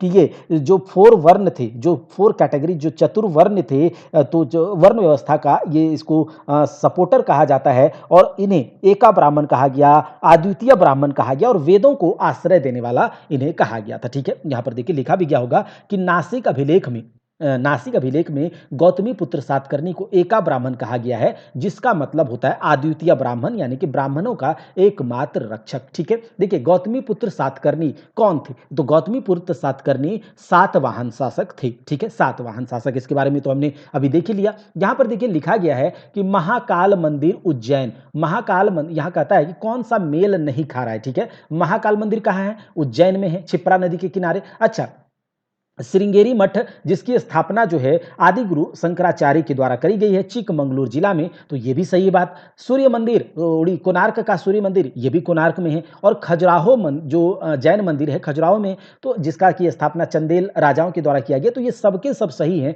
तो यहाँ गलत कोई नहीं है, तो इसको हम नहीं कह सकते। इसको ऐसा प्रश्न मिल जाता है कभी कभी। चलिए आगे देख लेते हैं। कहा जा रहा है कि भारत में वैष्णववाद की वृद्धि का प्रमाण हेलियोडोरस स्तंभ किस भारतीय शहर में स्थित है? तो देखिए हेलियोडोरस स्तंभ के बारे में तो आप लोग जानते ही होंगे, ये आपके भारतीय शहर विदिशा में, ठीक है, विदिशा में स्थित है। किसमें? विदिशा में स्थित। अब यहाँ पर हम हेलियोडोरस के बारे में थोड़ा सा जानकारी ले लेते हैं। देखिए, हेलियोडोरस ने एक स्तंभ की रचना करी थी, एक स्तंभ बनवाया था जो कि वासुदेव भगवान विष्णु के क्या बोलते हैं सम्मान में था। हेलियोडोरस ने वो करवाया था। अच्छा, हेलियोडोरस ने कहाँ पर करवाया था? मध्य प्रदेश के विदिशा में, मध्य प्रदेश के विदिशा में। और मध्य प्रदेश का ये जो नया नाम है विदिशा का, वो बेस नगर है। तो बेस नगर का हेलियोडोरस स्तंभ कह सकता है, विदिशा का हेलियोडोरस स्तंभ। और ये जो हेलियोडोरस था, हेलियोडोरस, ये यवन राजा एंटियालकिड्स, याद रखिएगा, यवन राजा एंटियालकिड्स का एम्बेसडर था, राजदूत था, जो कि किसके शासनकाल में भारत आया था? तो याद रखिएगा, शुंग वंश की स्थापना किसने करी? पुष्यमित्र शुंग ने। और शुंग वंश का नौवां शासक जिसका नाम था भागभद्र, क्या? भागभद्र, इसी के शासनकाल में हेलियोडोरस जो है भारत आया था। ये किसका, हेलियोडोरस किसका राजदूत था, किसका एम्बेसडर था? तो ये था यवन राजा एंटियालकिड्स का ये राजदूत था, ये आया था भागभद्र। और यहाँ पर मध्य प्रदेश में विदिशा में एक स्तंभ की स्थापना की भगवान विष्णु के सम्मान में। ठीक है, चलिए आगे देख लेते हैं। कहा जा रहा है कि अविस्ता, जिसे जिंद अविस्ता भी कहा जाता है, किसकी पवित्र पुस्तक है? तो अविस्ता, जिसे जिंद अविस्ता भी कहा जाता है, ये जरथुस्त्र धर्म की पवित्र पुस्तक है, जिसे पारसियों का पवित्र पुस्तक भी कहा जाता है। ठीक है, पारसियों का। अब देखिए, अब हम देखेंगे गुप्त काल के बारे में। मौर्य काल में जितना हम लोग जान सकते थे ये जान लिए हैं, आप इसे बार बार रिवाइज कीजिएगा, आपका काम हो जाएगा। चलिए अब हम देखते हैं गुप्त काल, गुप्त साम्राज्य के बारे में। तो गुप्त वंश का शासनकाल या समय जो माना जाता है, वो 275 ईस्वी से 550 ईस्वी तक का माना जाता है। 275 से 550 ईस्वी तक का माना जाता है गुप्त काल का समय। ठीक है, अच्छा, यहाँ पर जो पहला प्रश्न है, घटोत्कच जिसने 290 से 305 ईस्वी तक राज्य किया था, किस साम्राज्य का राजा था? तो घटोत्कच जो था ये गुप्त साम्राज्य का राजा था। अब यहाँ पर बात करते हैं गुप्त साम्राज्य की, गुप्त वंश का स्थापना किसके द्वारा किया जाता है? तो श्रीगुप्त के द्वारा किया गया है। ठीक है, गुप्त वंश का स्थापना श्रीगुप्त के द्वारा 275 ईस्वी में किया गया। और इसका शासनकाल 275 से 290 तक रहता है। और 275 से 290 तक श्रीगुप्त शासन करने के बाद श्रीगुप्त का बेटा घटोत्कच यहां पर राज करता है गुप्त शासक के रूप में 290 से 305 तक। अच्छा, ये बात तो हमने देख लिया। अब आगे देखते हैं। कहा जा रहा है कि 320 ईस्वी से लेकर 550 ईस्वी के बीच किस राजवंश का भारत पर शासन किया था? किस राजवंश ने? तो ये गुप्त राजवंश ने किया था। किसने? गुप्त राजवंश ने किया था। अच्छा, गुप्त वंश का पहला शक्तिशाली राजा अगर आपसे पूछेगा तो आप क्या बताइएगा? चंद्रगुप्त प्रथम। और कहा जाता है कि चंद्रगुप्त प्रथम को ही वास्तविक संस्थापक माना जाता है गुप्त वंश का। ठीक है, गुप्त वंश का याद रखिएगा, चंद्रगुप्त प्रथम को। और चंद्रगुप्त प्रथम इसे गुप्त वंश का वास्तविक संस्थापक माना जाता है। और चंद्रगुप्त प्रथम का जो शासनकाल रहा है वो 319 से 335 तक का रहा है, 319 से 335 तक। और चंद्रगुप्त प्रथम ने एक कैलेंडर का भी इसने प्रतिपादन किया था, जिसका नाम है गुप्त संवत। क्या? गुप्त संवत। तो 319-320 में जब इनका राज्याभिषेक हुआ तो उसी के समय में इन्होंने गुप्त संवत की यहाँ पर क्या किया? गुप्त संवत के बारे में बात किया, गुप्त संवत का प्रतिपादन किया। ठीक है, 319-320 के समय में। ठीक है, अब याद रखिएगा, आगे देखते हैं। अच्छा, ये चंद्रगुप्त प्रथम एक उपाधि धारण करते हैं जिसका नाम है महाराजाधिराज। याद रखिएगा, चंद्रगुप्त प्रथम महाराजाधिराज की उपाधि धारण करते हैं। अच्छा, कहा जा रहा है कि निम्न में से क्या अजंता गुफाओं के संबंध में सही नहीं है? विच of the following is not true about Ajanta caves? Ajanta गुफाओं के बारे में कौन सा सही नहीं? तो अजंता की गुफाएं महाराष्ट्र में स्थित है, बिल्कुल सही बात है, अजंता की गुफाएं महाराष्ट्र में ही स्थित है। आगे देखिए, वे बौद्ध कला से सज्जित है। तो अजंता की गुफाएं जो है बुद्धिस्ट आर्ट से संबंधित है, बिल्कुल सही बात है। और वे प्राचीन भारत में प्रयुक्त जो टेक्नोलॉजीज हैं उनको अजंता की गुफाएं दर्शाती हैं, ये भी सही है। और उनमें फूल पत्तियों के चित्र नहीं हैं। देखिए, ये क्या बात कर दी, ये तो आपने गलत कह दिया। अजंता की गुफाओं में फूल पत्तियों के चित्र भरे पड़े हैं, तो ये गलत हो जाएगा। ठीक है, अच्छा, अजंता की गुफाओं के साथ साथ आप याद रखिएगा एलोरा की गुफाएं। क्या? एलोरा की गुफाएं। और एलोरा की गुफाएं भी महाराष्ट्र के औरंगाबाद जिले में है। और अजंता की गुफाएं भी महाराष्ट्र के औरंगाबाद जिले में ही हैं। अच्छा, यहां पर जो एलोरा की गुफाओं में कितने 34 टोटल 34 पत्थर से काट काट कर गुफाएं बनाए गए हैं। एलोरा जो है, एलोरा की गुफाएं महाराष्ट्र में टोटल 34 पत्थर को काट काट करके गुफाएं बनाए गए हैं। और एलोरा की गुफाओं में जो 34 गुफाएं हैं उसमें से 1 से लेकर 12 तक की गुफाएं जो हैं वो बौद्ध धर्म से संबंधित है, क्योंकि बौद्ध धर्म से सारे के सारे वहां पर हमें चीजें देखने को मिलती हैं, जो भी उकेरा गया, जो भी चित्र देखने को मिला है, फूल पत्तियां जो भी है वो बौद्ध धर्म से संबंधित है। अच्छा, उसके बाद ये पूछा जाता है कि एलोरा की गुफाओं में 13 से 29 तक की जो गुफाएं हैं वो हिंदू धर्म से संबंधित है, और एलोरा की गुफाओं में 30 से लेकर जो 34 तक की गुफाएं हैं वो जैन धर्म से संबंधित है। तो ये बात याद रखिएगा, ठीक है। अच्छा, एलोरा की गुफाएं एक कैलाश मंदिर, बहुत इंपॉर्टेंट है, याद रखिएगा। एलोरा की गुफाओं कैलाश मंदिर बहुत इंपॉर्टेंट है, याद रखिएगा, जो कि द्रविड़ शैली में, मंदिर निर्माण के द्रविड़ शैली में कैलाश मंदिर बनाया गया था। कहा जा रहा है कि निम्न में से उस राज्य का नाम बताइए जो चंद्रगुप्त प्रथम को लिच्छवियों से दहेज में मिला था। अच्छा, चंद्रगुप्त प्रथम को लिच्छवियों से दहेज में क्या मिला है, कौन सा राज्य मिला है? तो याद रखिएगा, ये आपका मिला था पाटलिपुत्र। चंद्रगुप्त प्रथम के बारे में तो हमने देखा कि सबसे पहला शक्तिशाली शासक गुप्त वंश का कौन? चंद्रगुप्त प्रथम, जिसने कि महाराजाधिराज की उपाधि धारण करी थी। गुप्त संवत के प्रतिपादक थे, प्रवर्तक थे कौन? चंद्रगुप्त प्रथम थे। और चंद्रगुप्त प्रथम ने लिच्छवी राजकुमारी कुमार देवी के साथ शादी किया था, और उसी के कारण लिच्छवियों ने चंद्रगुप्त प्रथम को पाटलिपुत्र दहेज में दिया था। इलाहाबाद स्तंभ के शिलालेख में किसकी उपलब्धियां वर्णित है? तो देखिए, इलाहाबाद स्तंभ अभिलेख में गुप्त वंश के शासक समुद्रगुप्त की उपलब्धियां वर्णित है। और देखिए, समुद्रगुप्त का एक दरबारी कवि था हरिसेन, इसके बारे में तो हमने बात किया ही। अब हरिसेन ने इलाहाबाद प्रशस्ति अभिलेख को लिखा है, जो भी कि समुद्रगुप्त की जो उपाधियां थी, समुद्रगुप्त के बारे में जो भी वहां पर जो विवरण है वो वहां पर दिया गया है समुद्रगुप्त के बारे में, ठीक है। अच्छा, चंद्रगुप्त प्रथम के बाद 335 से 375 तक गुप्त वंश का यह भी महान शासक था समुद्रगुप्त, ठीक है,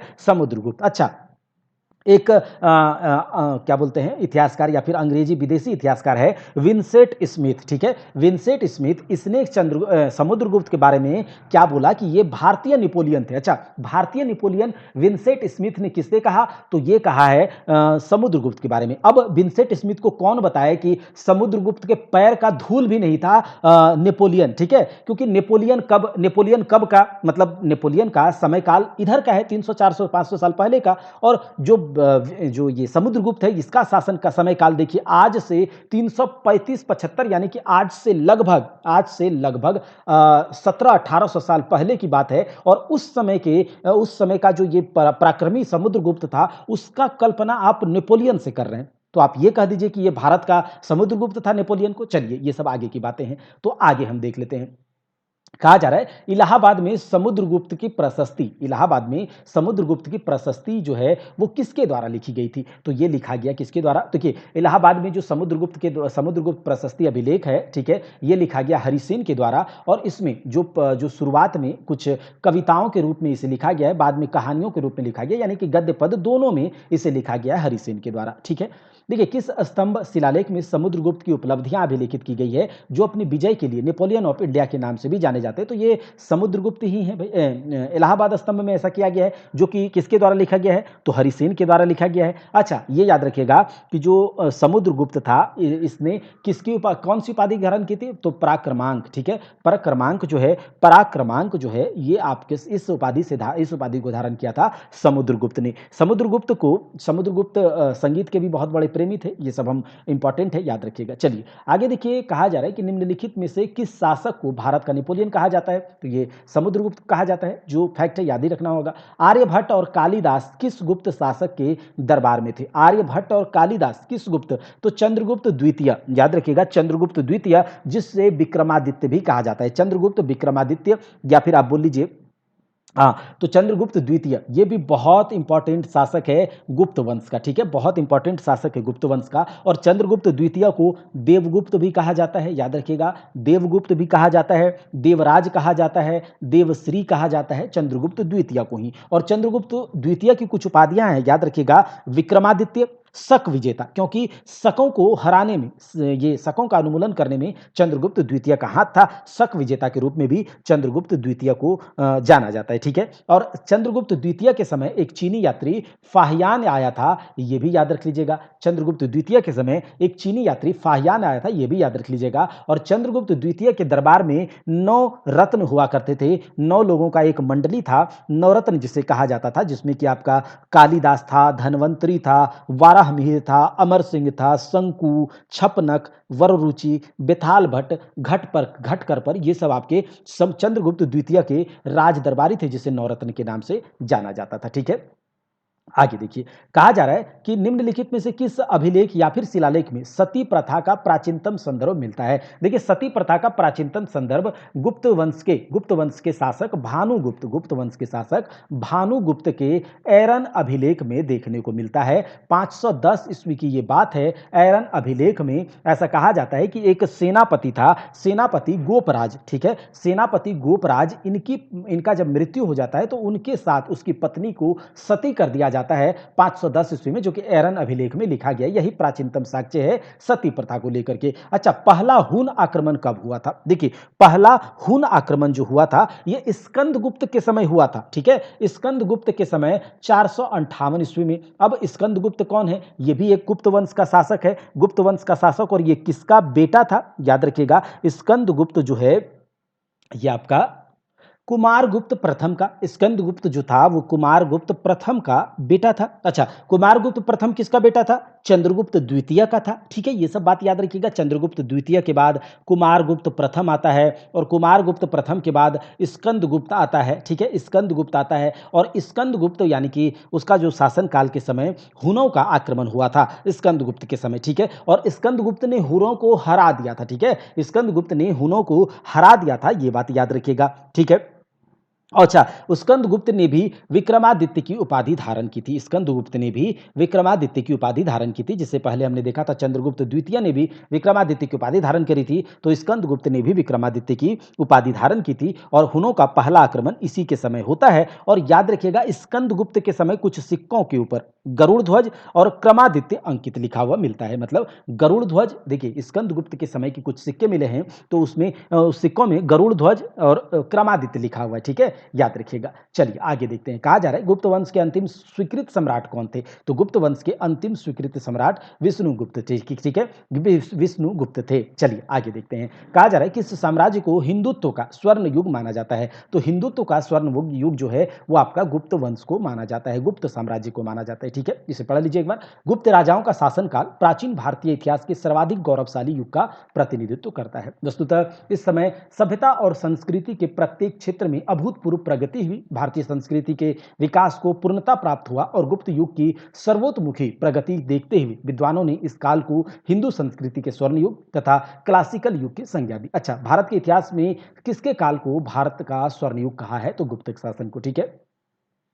गुप्त शासकों ने एक प्रकार का जुर्माना लगाया था, जो हल रखने वाले प्रत्येक किसान को देना होता था। वो हल कर कौन सा था? तो हलविकर, याद रखिएगा, हलिवकर था, एक प्रकार का हल कर था, जो कि गुप्त वंश के समय, गुप्त शासन के समय, गुप्त शासकों के समय हल कर लगाया जाता था। जिस भी किसान के पास हल था तो उसे हल टैक्स देना होता था, जिसे हलविकर कहा जाता था, हलिविकर, ठीक है। आगे देखिए।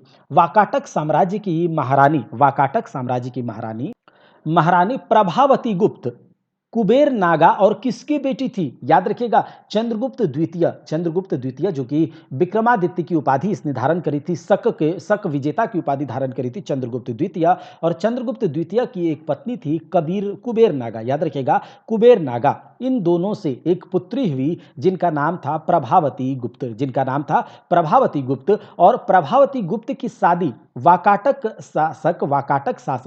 वंश के राजा रुद्रसेन द्वितीय के साथ करवा दिया जाता है। देखिए, चंद्रगुप्त द्वितीय और कुबेर नागा की बेटी थी प्रभावती गुप्त, और इसकी शादी किसके साथ करी जाती है? तो वाकाटक वंश के साम्राज्य के शासक जो थे रुद्रसेन द्वितीय के साथ इसकी शादी करा दी जाती है। तो वही बात याद रखिएगा, वाकाटक साम्राज्य की महारानी प्रभावती गुप्त कुबेर नागा और चंद्रगुप्त द्वितीय की बेटी थी, ठीक है, चंद्रगुप्त द्वितीय की। अच्छा, जब वाकाटक वंश की बात आती है तो वाकाटक वंश के सबसे जो शक्तिशाली राजा थे या फिर जो बात करेंगे तो प्रवरसेन की बात आएगी। किसकी?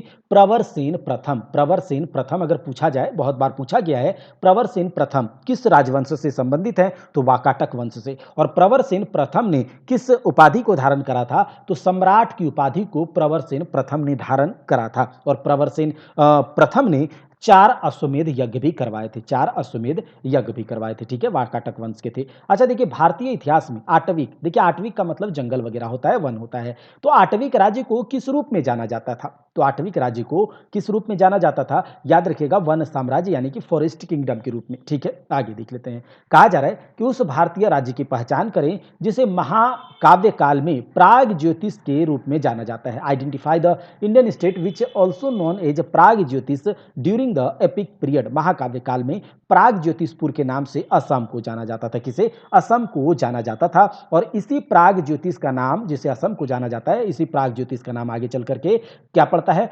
कामरूप पड़ता है। क्या? कामरूप पड़ता है, याद रखिएगा, ठीक है?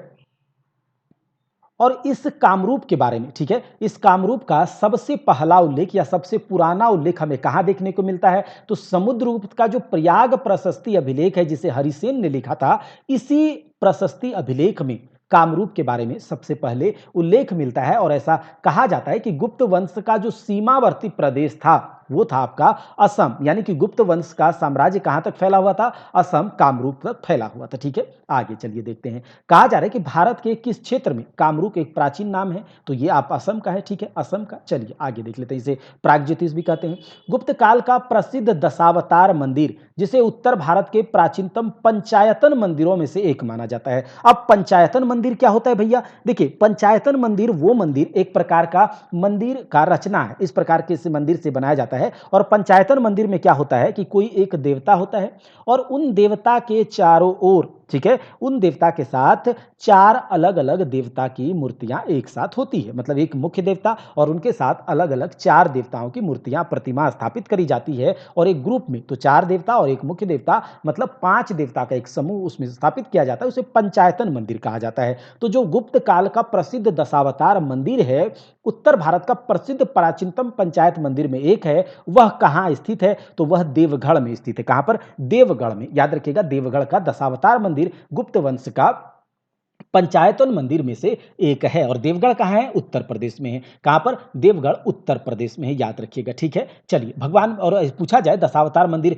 किस भगवान को समर्पित है? तो भगवान विष्णु को समर्पित है। और भगवान विष्णु के 10 अवतारों के बारे में हमने पिछले क्लास में बात किया हुआ है। और 10 अवतारों में से 5वां अवतार वामन अवतार था, ये भी हमने देखा था पिछले क्लास में। 12 अवतार कौन सा अवतार है, ये आपको कमेंट बॉक्स में बताना है। देखिए, कहा जा रहा है कि प्रारंभिक 8वीं सदी, मतलब कहा जा रहा है किसने प्रारंभिक 8वीं सदी के दौरान भारत के एक दार्शनिक और धर्मशास्त्री, कौन?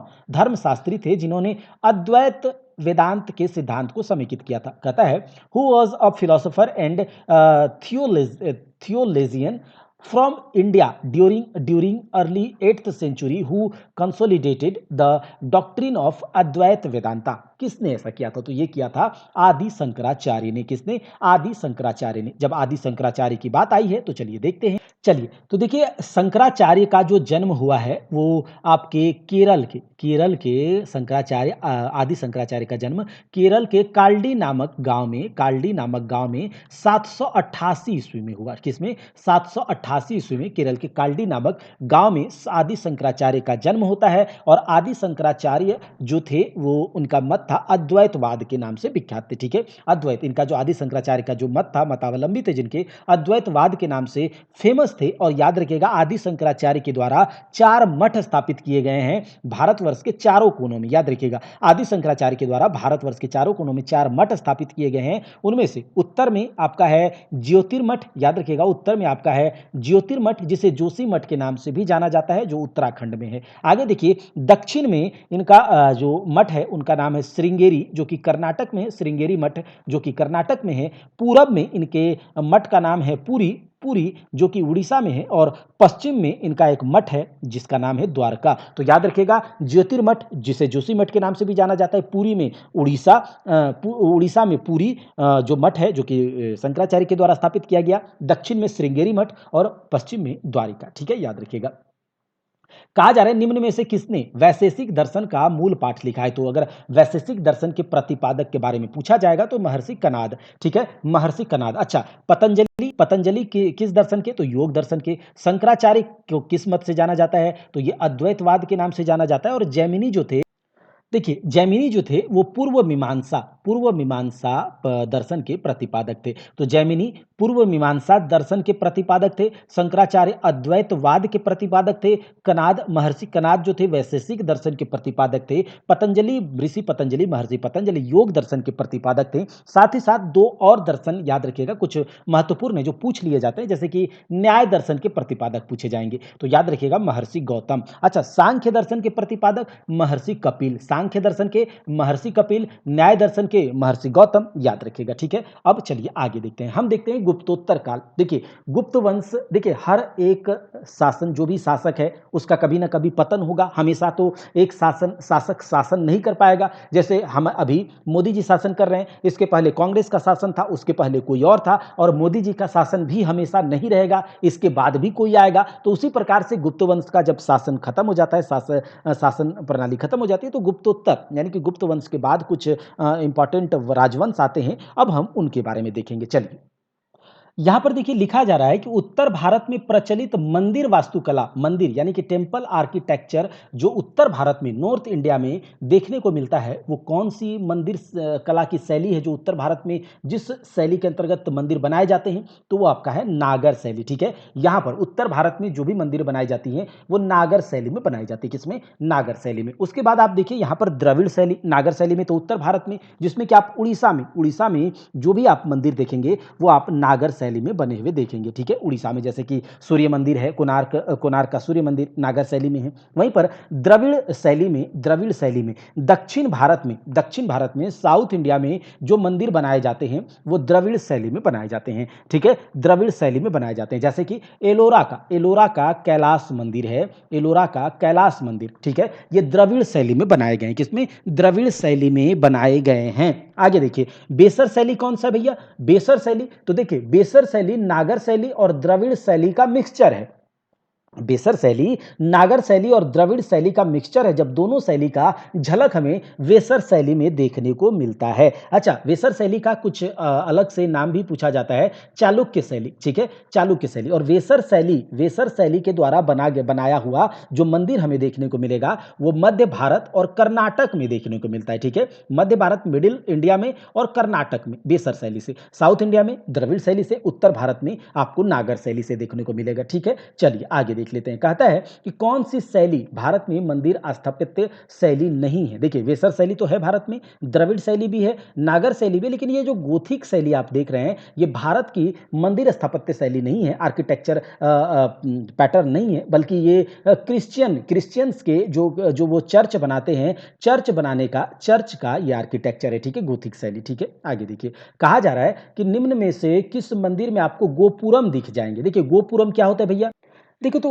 गोपुरम एक प्रकार का ऐसा वर्ड है, जैसे कि साउथ द्रविड़ शैली में जो मंदिर बनाए जाते थे साउथ में, तो मंदिर होते थे इस प्रकार के, आपने मंदिर मूवी वगैरह में देखे होंगे, ठीक है, बड़े बड़े इस प्रकार से मंदिर बनाए जाते हैं, ऊपर में इस तरह से बड़ा बड़ा होता है, ठीक है। तो ये जो मंदिर साउथ में बनाए जाते हैं तो वहां पर देखिएगा उसका जो गेट होता है, ठीक है, मंदिर में जो प्रवेश करते हैं, तो इधर के जो हमारे उत्तर भारत के जो मंदिर होते हैं उसका जो दरवाजा या प्रवेश जो द्वार जो होता है वो छोटे छोटे होते हैं, नॉर्मल होता है। लेकिन इन लोगों का जो साउथ में जो मंदिर बनाए जाते हैं उनका जो प्रवेश द्वार होता है एकदम बड़ा बड़ा होता है, एक अलग ही प्रकार का देखने को मिलेगा आपको, ठीक है, बड़ा बड़ा प्रवेश द्वार होगा, ठीक है।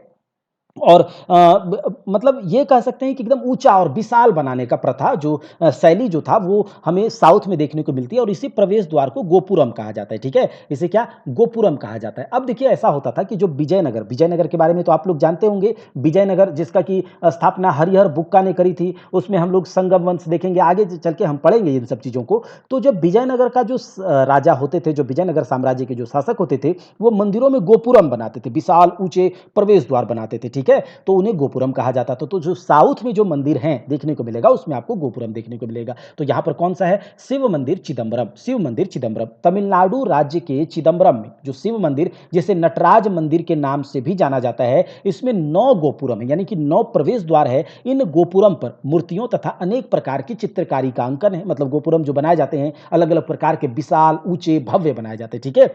इस मंदिर में नटराज के रूप में भगवान शिव की पूजा की जाती है, इसलिए इसे नटराज मंदिर के नाम से भी जाना जाता है। आगे देखिए, सूर्य मंदिर कौन से राज्य में स्थित है? सूर्य मंदिर, तो सूर्य मंदिर यानी कि कोणार्क सूर्य मंदिर उड़ीसा के कोणार्क में, कोणार्क का सूर्य मंदिर आपने सुना होगा, तो ये उड़ीसा में है। अब देखिए यहां से बोलते हैं कि जो सूर्य मंदिर, कोणार्क का जो सूर्य मंदिर है, इसे ब्लैक पैगोडा भी कहा जाता है, इसे भी याद रख लीजिएगा, ब्लैक पैगोडा भी कहा जाता है। अच्छा, सूर्य मंदिर का निर्माण किसने किया था? याद रखिएगा, नरसिंह देव वर्मन प्रथम चोडगंग। कौन? सुनिएगा ध्यान से, सूर्य मंदिर का निर्माण किसने करवाया है? कोणार्क के सूर्य मंदिर का, जो कि उड़ीसा में है, उसका निर्माण नरसिंह देव वर्मन प्रथम चोडगंग ने करवाया था, जिसे ब्लैक पैगोडा भी कहा जाता है। और इसका निर्माण होता है 13वीं शताब्दी ईस्वी में, 13th सेंचुरी में इसका निर्माण होता है। याद रखिएगा, इसका निर्माण नरसिंह देव वर्मन प्रथम ने इसका निर्माण करवाया 13वीं शताब्दी ईस्वी में करा क्या किया, ठीक है। और इसे ब्लैक पैगोडा भी कहते हैं। और इस मंदिर में 7 घोड़े, मतलब कहता है ये सूर्य मंदिर है, और आप जानते हैं कि सूर्य भगवान का जो रथ पर 7 घोड़े दिखाए जाते हैं,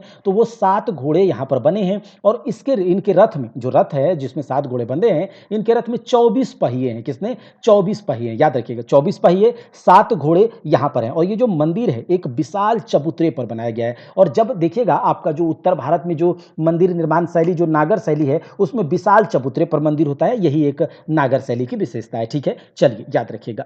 चलिए आगे, 24 पहियों के साथ सूर्य देवता के रथ के रूप में कौन सा मंदिर बनाया गया भैया? तो देखिए ये कौन सा मंदिर है, चलिए आगे देख लेते हैं, कहीं है क्या?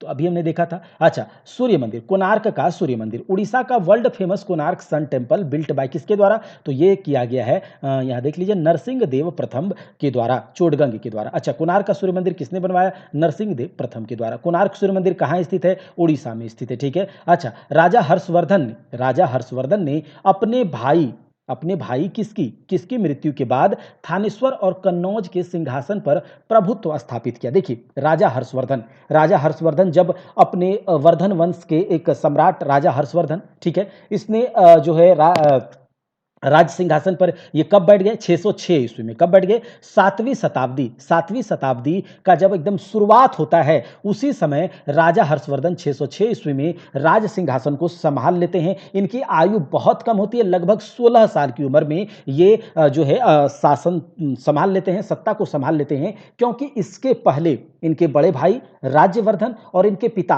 प्रभाकर वर्धन की हत्या कर दी गई थी, ठीक है, हत्या कर दी गई थी। तो इसीलिए इन्होंने ही वर्धन वंश का कमान संभाला। और वर्धन वंश के कमान संभालने के बाद ऐसा क्या हुआ कि इनको अपना राजधानी थानेश्वर से कन्नौज स्थानांतरित करनी पड़ गई। तो ऐसा होता है कि देखिए, हर्षवर्धन की बहन का नाम था राज्यश्री, ठीक है, और इसके भाई का नाम क्या था? राज्यवर्धन। तो हर्षवर्धन की जो बहन थी राज्यश्री, इसका शादी किससे करवाया जाता है? तो कन्नौज के मौखरी राजवंश के, ठीक है, याद रखिएगा, कन्नौज के मौखरी राजवंश के ग्रहवर्मन के साथ इसकी शादी कराई जाती है। किसकी? राजश्री की। अब राजश्री जो ग्रहवर्मन का जो हत्या या फिर ग्रहवर्मन को मार दिया जाता है देवदूत के द्वारा। किसके द्वारा? देवदूत के द्वारा मार दिया जाता है, हत्या कर दी जाती है। अब इस देवदूत को किसने मार दिया? तो ये हर्षवर्धन का बड़ा भाई राज्यवर्धन ने देवदूत को मार दिया। अब देवदूत जब मरता है तो देवदूत का एक दोस्त था, कौन था?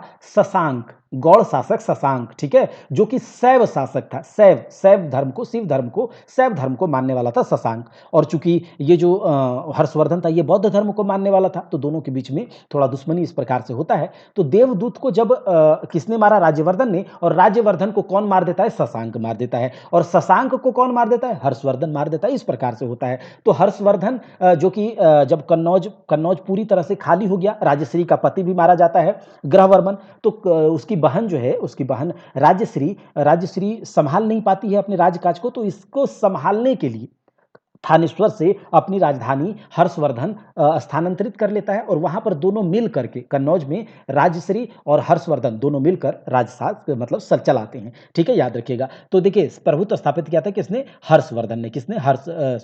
राजा हर्षवर्धन ने अपने भाई राज्यवर्धन की मृत्यु के बाद। ठीक है, राज्यवर्धन की मृत्यु के बाद। चलिए 12वीं शताब्दी ईस्वी में किस सम्राट ने उड़ीसा के सूर्य मंदिर का निर्माण कराया? देखिए उड़ीसा के सूर्य मंदिर का निर्माण किसने करवाया था? नरसिंह देव प्रथम ने। ठीक है, वर्मन प्रथम चोडगंग ने। लेकिन 12वीं शताब्दी में नहीं, 13वीं शताब्दी में यहां पर ये प्रिंटिंग मिस प्रिंट है। ठीक है, पुष्यभूति जिन्होंने थानेश्वर से शासन किया था, वो किस राजवंश के संस्थापक थे? तो वो वर्धन वंश के संस्थापक थे। ठीक है, पुष्यभूति जो थे ये वर्धन वंश के संस्थापक थे। थानेश्वर से इसने शासन किया था और इस थानेश्वर को वर्धन वंश का राजधानी था, और लेकिन वर्धन वंश की राजधानी थानेश्वर को कन्नौज स्थानांतरित कर दिया था। किसने? तो ये हर्षवर्धन ने कर दिया था। किस लिए क्या था? तो ये हमने देख लिया। अब देखिए निम्न में से किस राज्य में भ्रामरांबा मल्लिकार्जुन मंदिर स्थित है? भ्रामरांबा मल्लिकार्जुन मंदिर जो है ये आंध्र प्रदेश में स्थित है। ठीक है, भ्रामरांबा मल्लिकार्जुन मंदिर आंध्र प्रदेश में स्थित है। और हम जानते हैं शिव जी के, भगवान शिव के 12 ज्योतिर्लिंग है और 12 ज्योतिर्लिंग में से एक ज्योतिर्लिंग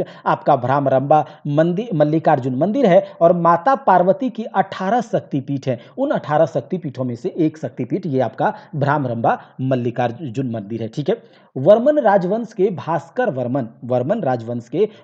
वर्मन ने कामरूप क्षेत्र पर, अब कामरूप क्या है भैया? असम, पुराना असम, जैसे जैसे पहले प्राग ज्योतिषपुर फिर कामरूप तब असम। ठीक है, तो कामरूप क्षेत्र पर शासन किया था। ठीक है, राजा हर्ष ने अपनी राजधानी कहां से? तो थानेश्वर से कन्नौज स्थानांतरित कर ली थी। क्यों किया था? तो ये सब हमने पढ़ लिया पहले ही। ठीक है, अब देखिए प्रसिद्ध चीनी यात्री वेन सांग किस सम्राट के शासनकाल में भारत आए थे? तो देखिए हर्षवर्धन का शासनकाल होता है 606 ईस्वी से 647 ईस्वी तक। ठीक है, 600 मतलब 7वीं शताब्दी में, किसमें? 7th सेंचुरी में हर्षवर्धन का शासनकाल होता है और इसी के शासनकाल में वेन सांग जो है ये भारत आया था। इसी के शासनकाल में वेन सांग भारत आया था। ठीक है, याद रखिएगा। तो इंपॉर्टेंट है कि हर्षवर्धन के समय वेन सांग भारत आया था। ठीक है, अच्छा यहां पर ये क्या करता है? एक ग्रंथ की रचना करता है हर्षवर्धन की। ग्रंथ का नाम है सी यू की, याद रखिएगा। और वेनसांग को यात्रियों का राजकुमार कहा जाता है। याद रखिएगा, वेनसांग को यात्रियों का राजकुमार कहा जाता है। और 637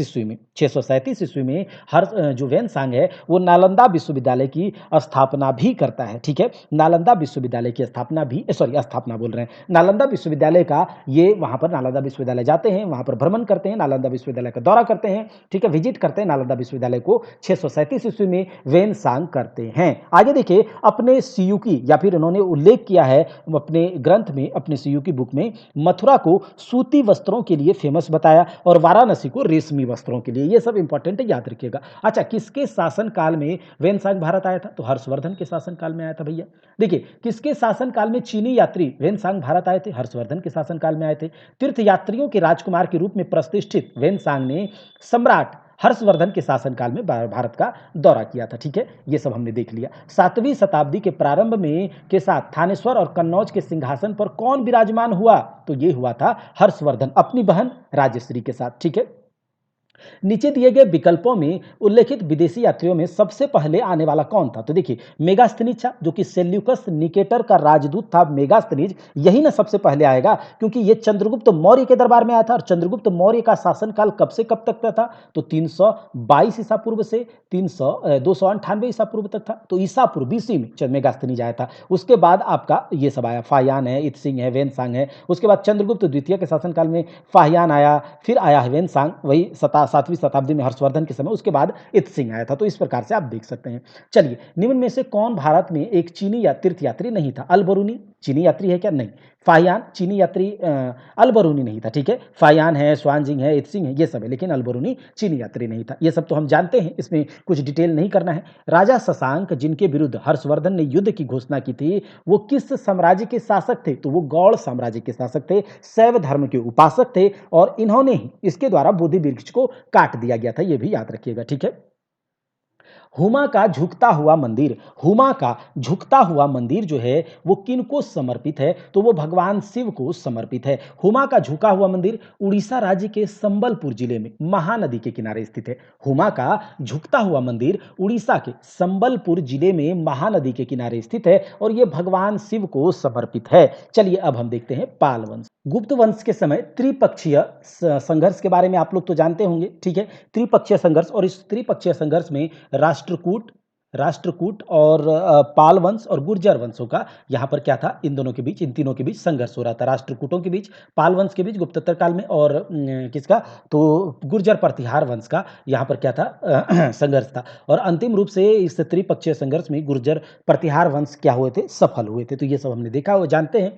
अच्छा, पाल साम्राज्य का, पाल वंश का प्रथम शासक कौन था? तो पाल वंश का प्रथम शासक था गोपाल। अच्छा, ये जो गोपाल था सॉरी, बौद्ध धर्म का अनुयायी था, बौद्ध धर्म के फॉलोवर थे, ठीक है। अच्छा, पाल वंश का जो प्रथम शासक गोपाल था, ये बौद्ध धर्म का अनुयायी था, और नालंदा में इसी गोपाल ने एक विहार जो नालंदा विश्वविद्यालय के नाम से प्रसिद्ध हुआ, वही उसने निर्माण करवाया था। गोपाल ने कब से कब तक शासन किया था? तो 750 से 770 ईस्वी तक पाल वंश के प्रथम शासक गोपाल ने शासन किया था, जिसने नालंदा बिहार की स्थापना की थी। और यहाँ पर एक धर्मपाल आप देख रहे हैं, ये पाल साम्राज्य, पाल वंश का ही शासक है, और धर्मपाल ने विक्रमशिला विश्वविद्यालय की स्थापना करी थी, ठीक है, याद रखिएगा।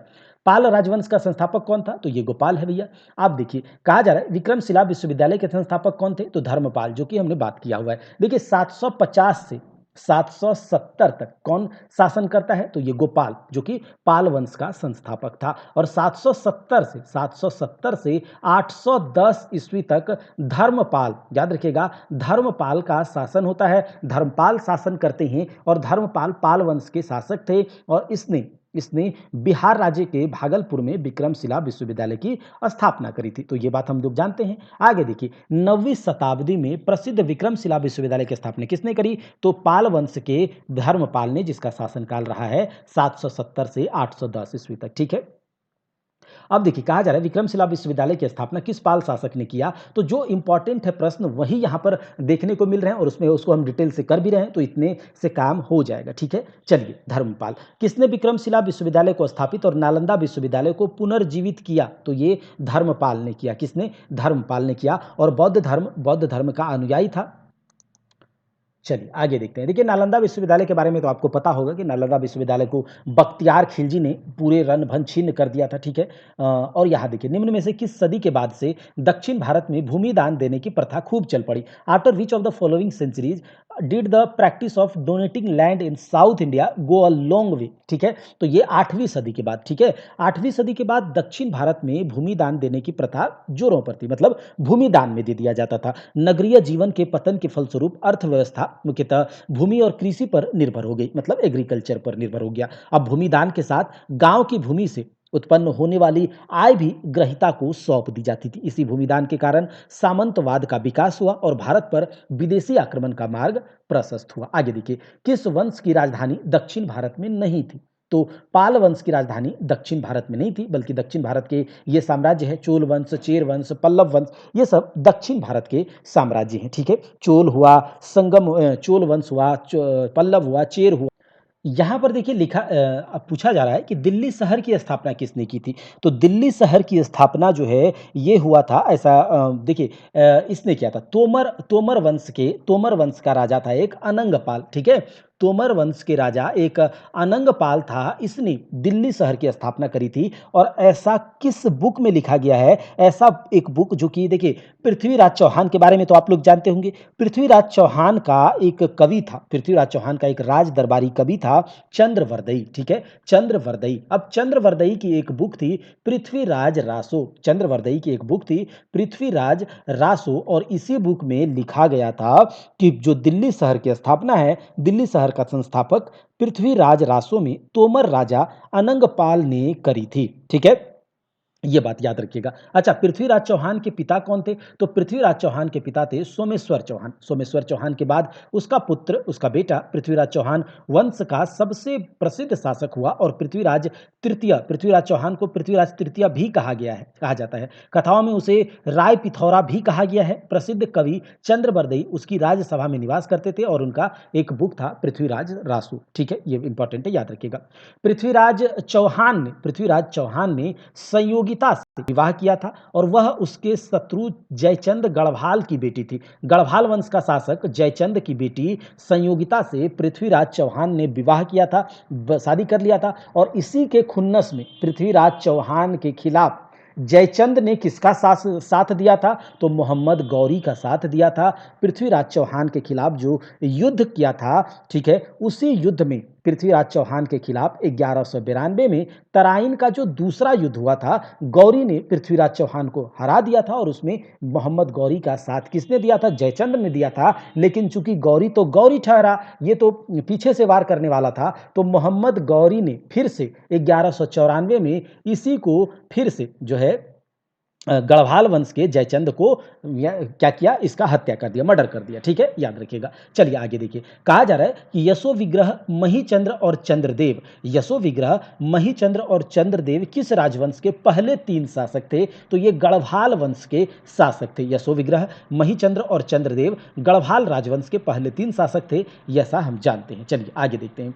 कहा जा रहा है कि निम्न में से किसने राष्ट्रकूट साम्राज्य की स्थापना करी थी? तो राष्ट्रकूट साम्राज्य की स्थापना करी थी दंती दुर्ग ने। किसने करा था? दंती दुर्ग ने। ठीक है, याद रखिएगा। राष्ट्रकूट, इसे दंती वर्मन भी कहा जाता है। ठीक है, राष्ट्रकूट साम्राज्य की स्थापना करने वाले दंती दुर्ग को दंती वर्मन भी कहा जाता है, याद रखिएगा। ठीक है, अच्छा, दंती दुर्ग ने राष्ट्रकूट साम्राज्य की स्थापना करके अपनी राजधानी कहाँ बनाया? मान्यखेट में। कहाँ पर? मान्यखेट में। मिहिर भोज कौन शासक थे? तो मिहिर भोज प्रतिहार शासक थे। मिहिर भोज बहुत इंपॉर्टेंट है, याद रखिएगा। प्रतिहार शासक थे मिहिर भोज, प्रतिहार शासक थे। देखिए, चंदेल शासकों ने खजुराहो में अपनी धार्मिक राजधानी स्थापित की थी और चंदेल शासकों के द्वारा ही खजुराहो के मंदिर का निर्माण भी कराया गया था। चंदेल शासकों के द्वारा, इंपॉर्टेंट है, याद रखिएगा। खजुराहो के मंदिर का निर्माण मध्य प्रदेश के छतरपुर जिले में चंदेल राजाओं ने बनवाया था। कब बनवाया था भैया? तो ये बनवाया था 950 यानी कि 950 से 1050 ईस्वी के मध्य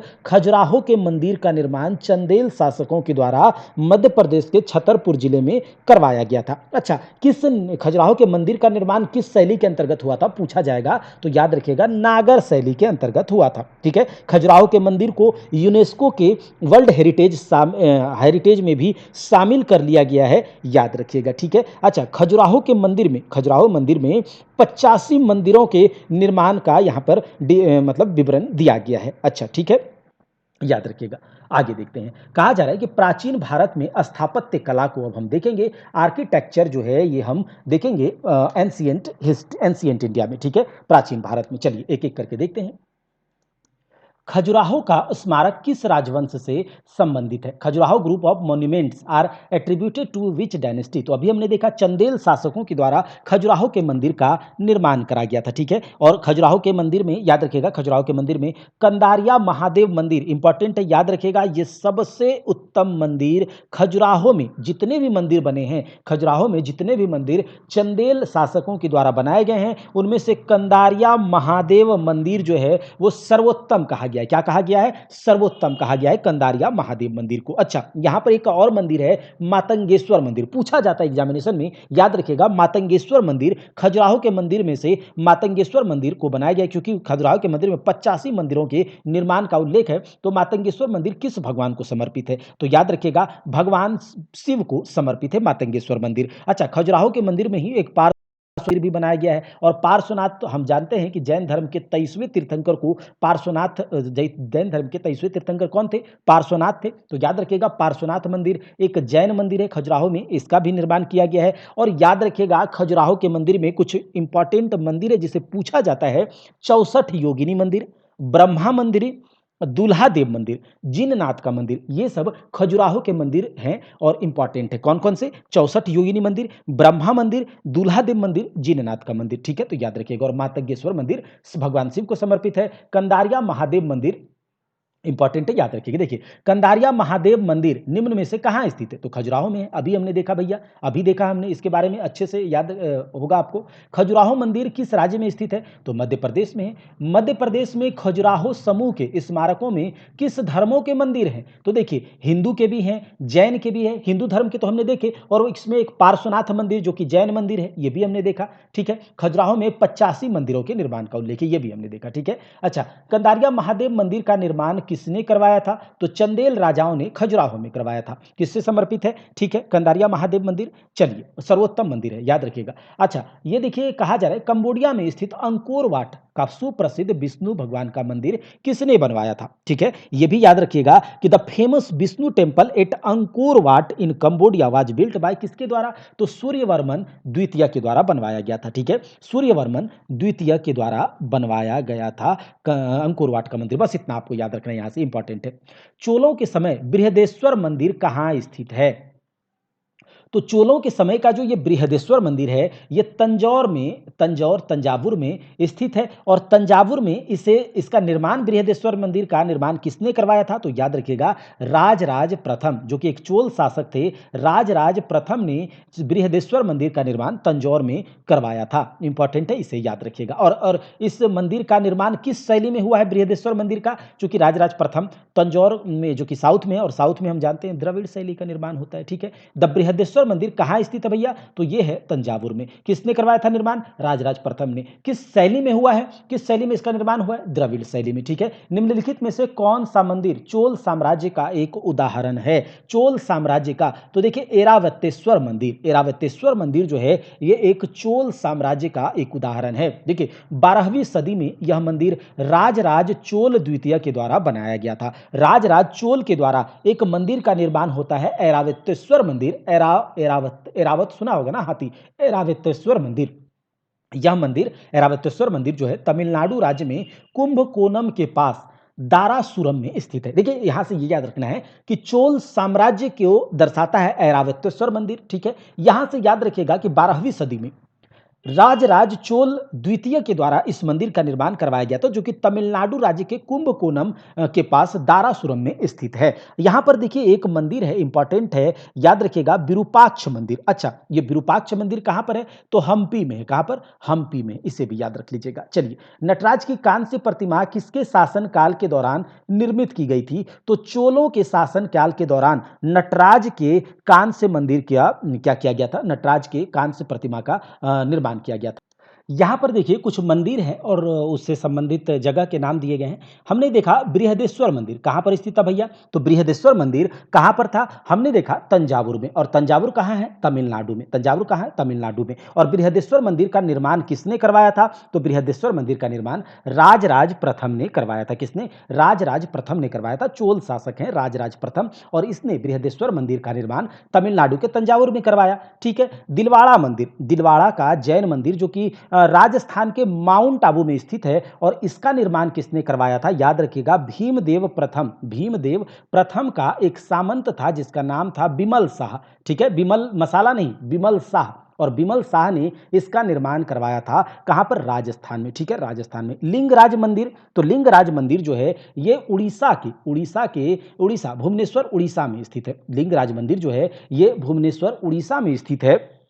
और ये मंदिर नागर शैली में, हम जानते हैं कि उड़ीसा के लगभग मंदिर जो हैं, उत्तर भारत के मंदिर नागर शैली में निर्मित है। और नागर शैली में भुवनेश्वर के मतलब भुवनेश्वर में लिंगराज मंदिर स्थित है, नागर शैली में निर्मित है। और याद रखिएगा, जो लिंगराज मंदिर का अगर पूछा जाए कि लिंगराज मंदिर का सबसे अट्रैक्टिव पार्ट जो है, ये इसका शिखर है। ये इसका शिखर है। ठीक है, ये इसका शिखर जो होता है ना, इस तरह से शिखर है। ठीक है, तो शिखर है इसका सबसे important main attractive part Lingaraj मंदिर का। और लिंगराज मंदिर का निर्माण किसने करवाया था? तो लिंगराज मंदिर का निर्माण 11वीं सदी की बात है। लिंगराज मंदिर का निर्माण एक राजा का नाम था लालतेंदु केसरी। ठीक है, उड़ीसा में एक राजा था लालतेंदु केसरी, इसने लिंगराज मंदिर का निर्माण करवाया। ठीक है, और हम्पी में जो स्मारकों का समूह है ये कहाँ पर है? ये कर्नाटक में है। तो चलिए, बृहदेश्वर मंदिर कहाँ हो जाएगा? तमिलनाडु में हो जाएगा। दिलवाड़ा मंदिर कहाँ हो जाएगा? ये राजस्थान में हो जाएगा। लिंगराज मंदिर कहाँ हो जाएगा? उड़ीसा में। और हम्पी का मंदिर ये हो जाएगा कर्नाटक में। चलिए,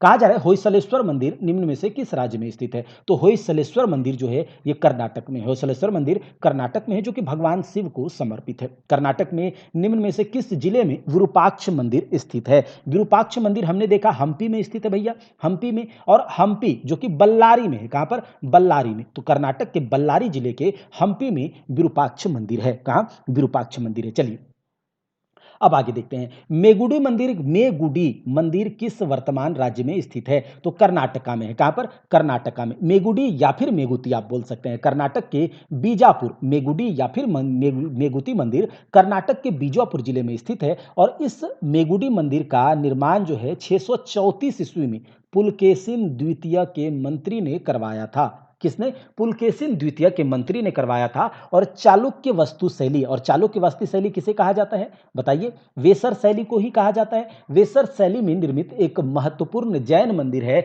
मेगुडू मंदिर, जिसका निर्माण पुलकेशिन द्वितीय ने करवाया था। और पुलकेशिन द्वितीय का नाम याद आते ही आपको ध्यान में आना चाहिए हर्षवर्धन के साथ इसका युद्ध, और हर्षवर्धन को इसने हरा दिया था। ठीक है, अब देखिए आगे कहा जा रहा है कि महाराष्ट्र में स्थित अजंता में चट्टानों को काटकर बनाए गए गुफा स्मारक किस धर्म के हैं? देखिए, ये किस धर्म के हैं? तो ये बौद्ध धर्म के हैं। महाराष्ट्र में जो अजंता में चट्टान को काटकर जो गुफा स्मारक बनाए गए हैं वो बौद्ध धर्म के हैं। देखिए, अजंता गुफाएं महाराष्ट्र के औरंगाबाद जिले में है। यहाँ कुल 29 गुफाएं।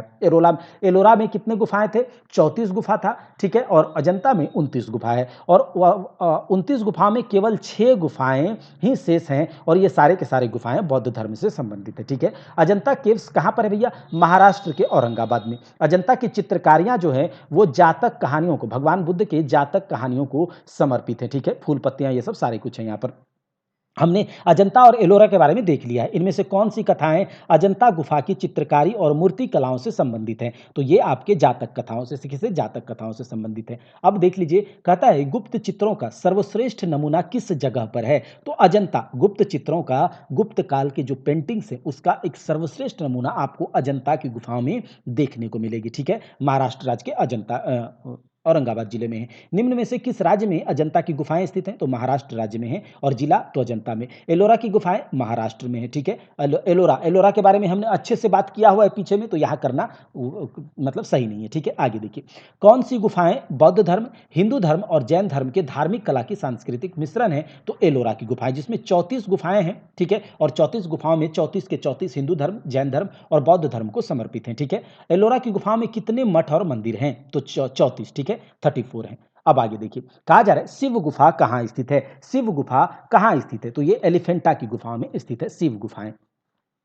अब जब एलिफेंटा की गुफाओं के बारे में बात आया है, तो एलिफेंटा की गुफा के बारे में यहां पर त्रिमूर्ति शिव की प्रतिमा है। त्रिमूर्ति शिव की प्रतिमा है। एलिफेंटा की गुफाओं में त्रिमूर्ति शिव की प्रतिमा है। अच्छा, एलिफेंटा की गुफाओं का में जो मंदिर का निर्माण है किसने करवाया है? राष्ट्रकूट शासकों ने। किसने? राष्ट्रकूट शासकों ने एलिफेंटा गुफाओं में मंदिर का निर्माण करवाया है, जिसमें त्रिमूर्ति शिव की प्रतिमा है। और इसमें जो एलिफेंटा की गुफाओं में 7 गुफाएं, कितने? 7 गुफा हैं, जिसमें से 5 गुफा हिंदू धर्म को समर्पित है और 2 गुफा बौद्ध धर्म को। ठीक है, याद रखिएगा। अच्छा, एलिफेंटा का जो गुफा है वो कहां पर स्थित है? एलिफेंटा की गुफाएं ये महाराष्ट्र में है। राष्ट्रकूटों के द्वारा इसे बनाया गया है। इसमें 7 गुफाएं हैं, 5 गुफा हिंदू धर्म को, 2 गुफा बौद्ध धर्म को। ये गुफाएं मुंबई हार्बर में स्थित शिल्प गुफाओं का एक नेटवर्क है। कौन गुफाएं हैं भैया? तो ये एलिफेंटा की गुफाएं मुंबई हार्बर में स्थित शिल्प गुफाओं का एक नेटवर्क है। एलिफेंटा की गुफाएं 7 गुफाएं हैं।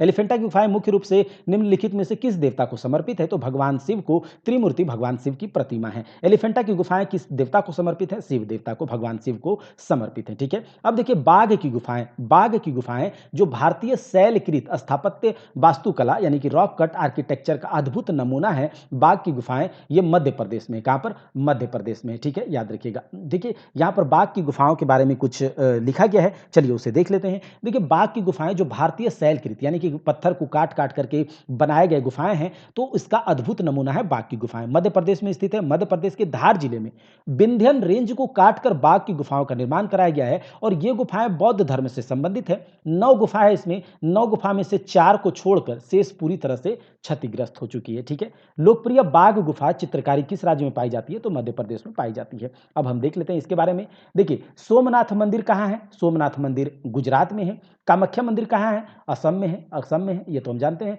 राधा स्वामी मंदिर है तमिलनाडु में और महाबोधि मंदिर बिहार के गया में है। तो ये हमने देख लिया स्थापत्य कला के बारे में। अब थोड़ा सा एक पार्ट बचा हुआ है प्राचीन साहित्य और साहित्यकार के बारे में। किसके बारे में? प्राचीन साहित्य और साहित्यकार के बारे में। तो यहाँ पर इतने बड़े जो भी यहाँ पर प्रश्न दिए गए हैं उसको देखने से अच्छा है कि कुछ बुक्स के नाम मैं आपको बता देता हूँ और उनको बुक्स को किसके द्वारा लिखा गया है ये बता देते हैं, जिससे कि आप जब आपको ये पीडीएफ दिया जाएगा तो आप उस पीडीएफ से आसानी से उसे समझ पाएंगे। बस ध्यान से इसे सुनिएगा, ठीक है। देखिए यहाँ पर कुछ बुक्स के नाम, रचनाकार, ठीक है, और उस बुक को किस बुक को लिखा है, ठीक है, रचनाकार और उस बुक किसे लिखा है, तो ध्यान से सुनिएगा। कालिदास जी के द्वारा लिखा गया बुक है मालवी काग्निमित्रम, अभिज्ञान शकुंतलम, मेघदूतम, ऋतु संहारम, कुमार संभवम, रघुवंशम और विक्रमोर्वशीयम, ठीक है। देखिए कालिदास जी के द्वारा लिखा गया बुक है, ध्यान से सुनिएगा, मालवी काग्निमित्रम, अभिज्ञान शकुंतलम, मेघदूतम, ऋतु संहारम, कुमार संभवम, रघुवंशम और विक्रमोर्वशीयम, ठीक है, ये कालिदास जी के द्वारा लिखा गया है। विशाख दत्त के द्वारा लिखा गया इंपॉर्टेंट बुक मुद्रा राक्षस। दंडीन के द्वारा लिखा गया बुक काव्य दर्शन। सिद्ध सेन के द्वारा लिखा गया बुक न्यायावतार, ठीक है। अच्छा, भास के द्वारा लिखा गया बुक है चारुदत्तम और स्वप्नवास वदत्तम। बहुत बार पूछा गया एग्जाम में, स्वप्नवास वदत्ता किसकी बुक है? भास की बुक है। विष्णु शर्मा की बुक है पंचतंत्र, चरक की बुक का नाम है चरक संहिता। आर्यभट्ट ने ब्रह्म सिद्धांत को लिखा है, भारवी के द्वारा लिखा गया है किरातार्जुनियम, भारवी के द्वारा लिखा गया है। अमर सिंह की बुक का नाम है अमरकोश। वत्स भट्टी ने लिखा है रावण वध और वाराह मिहिर की बुक का नाम है वृहत संहिता, इंपॉर्टेंट याद रखिएगा, वाराह मिहिर की बुक का नाम है वृहत संहिता। और पंच सिद्धांतिका आर्यभट्ट के द्वारा लिखा गया बुक है आर्यभट्टियम और ब्रह्म सिद्धांत। शूद्रक के द्वारा लिखा गया बुक है मृच्छकटिकम। तो ये उसके बाद और ध्यान से सुनिएगा, पतंजलि के द्वारा लिखा गया बुक है महाभाष्य। यास्क के द्वारा लिखा गया बुक है निरुक्त। कात्यायन के द्वारा लिखा गया बुक है वार्तिक। कुमारदास के द्वारा लिखा गया बुक है जानकी हरणम। बाणभट्ट ने लिखा कादंबरी और हर्षचरित। मेरुतुंग ने लिखा है प्रबंध चिंतामणि। भास्कराचार्य ने लिखा है लीलावती और मिलिंद पनाहो के द्वारा लिखा गया बुक है नागसेन के द्वारा लिखा गया बुक है मिलिंद पनाहो। कलहन के द्वारा लिखा गया बुक है राजतरंगिणी। जयदेव के द्वारा लिखा गया बुक है गीत गोविंद। विष्णु शर्मा ने लिखा है पंचतंत्र। भास्कराचार्य ने लिखा है सिद्धांत शिरोमणि। विज्ञानेश्वर ने लिखा है मिताक्षरा और महेंद्र वर्मन का है मत विलास प्रहसन। तो ये एक दो बार इसे सुनिएगा, सारे के सारे प्रश्न के उत्तर हमने आपको यहीं से दे दिए हैं, आप इसे अच्छे से देख लीजिएगा और उसके बाद इसे रिवाइज कर लीजिएगा। हमारा पूरा जो एंशिएंट हिस्ट्री है कवर हो गया। आपको मैं फिर से आगाह कर दूं कि अगर आप एसएससी लेवल के किसी भी एग्जामिनेशन की तैयारी कर रहे हैं तो उन सारे एग्जाम्स को ये सीरीज यहाँ पर 60 दिनों की जो सीरीज चल रही है, ये सीरीज काफ़ी होगा। हर एक पहलू को यहाँ पर टच किया जाएगा, कुछ भी नहीं छोड़ा जाएगा, बस आपको ध्यान से सुनना है। अगर आपको इसी तरह से एक्सप्लेनेशन चाहिए तो आप कमेंट जरूर कीजिएगा। अगर आप हमें सपोर्ट करना चाहते हैं, हमारे मेहनत को सपोर्ट करना चाहते हैं, तो आप ज़्यादा से ज़्यादा बच्चों में इस सीरीज को शेयर कीजिए, हमारे चैनल के बारे में बताइए और आप इसे शेयर करके अगर चैनल पर नए हैं तो सब्सक्राइब भी कर सकते हैं, ज़्यादा से ज़्यादा दोस्तों में बात कर भी सकते हैं इसके बारे में। और अगर जीएस के लिए परेशान हैं तो आपको कुछ भी नहीं करना, अन्य विषयों पर समय दीजिए, यहाँ पर केवल इस सीरीज को फॉलो कीजिए, आपका काम एसएससी लेवल के एग्जामिनेशन में हो जाएगा। थ्योरेटिकल पार्ट भी यहाँ पर आएगा अलग अलग एग्जाम्स के लिए। अगर आपको वीडियो अच्छा लगा है तो लाइक जरूर कीजिएगा, शेयर कीजिएगा, फिर से अगर आप चैनल पर नए हैं तो सब्सक्राइब भी कीजिएगा, दोस्तों में शेयर कीजिएगा ज़्यादा से ज़्यादा। यही आपके लिए गुरु दक्षिणा है, यही आपका हमारे लिए सपोर्ट और मोटिवेशन होगा। मिलते हैं अगले क्लास में, तब तक के लिए जय हिंद, जय भारत।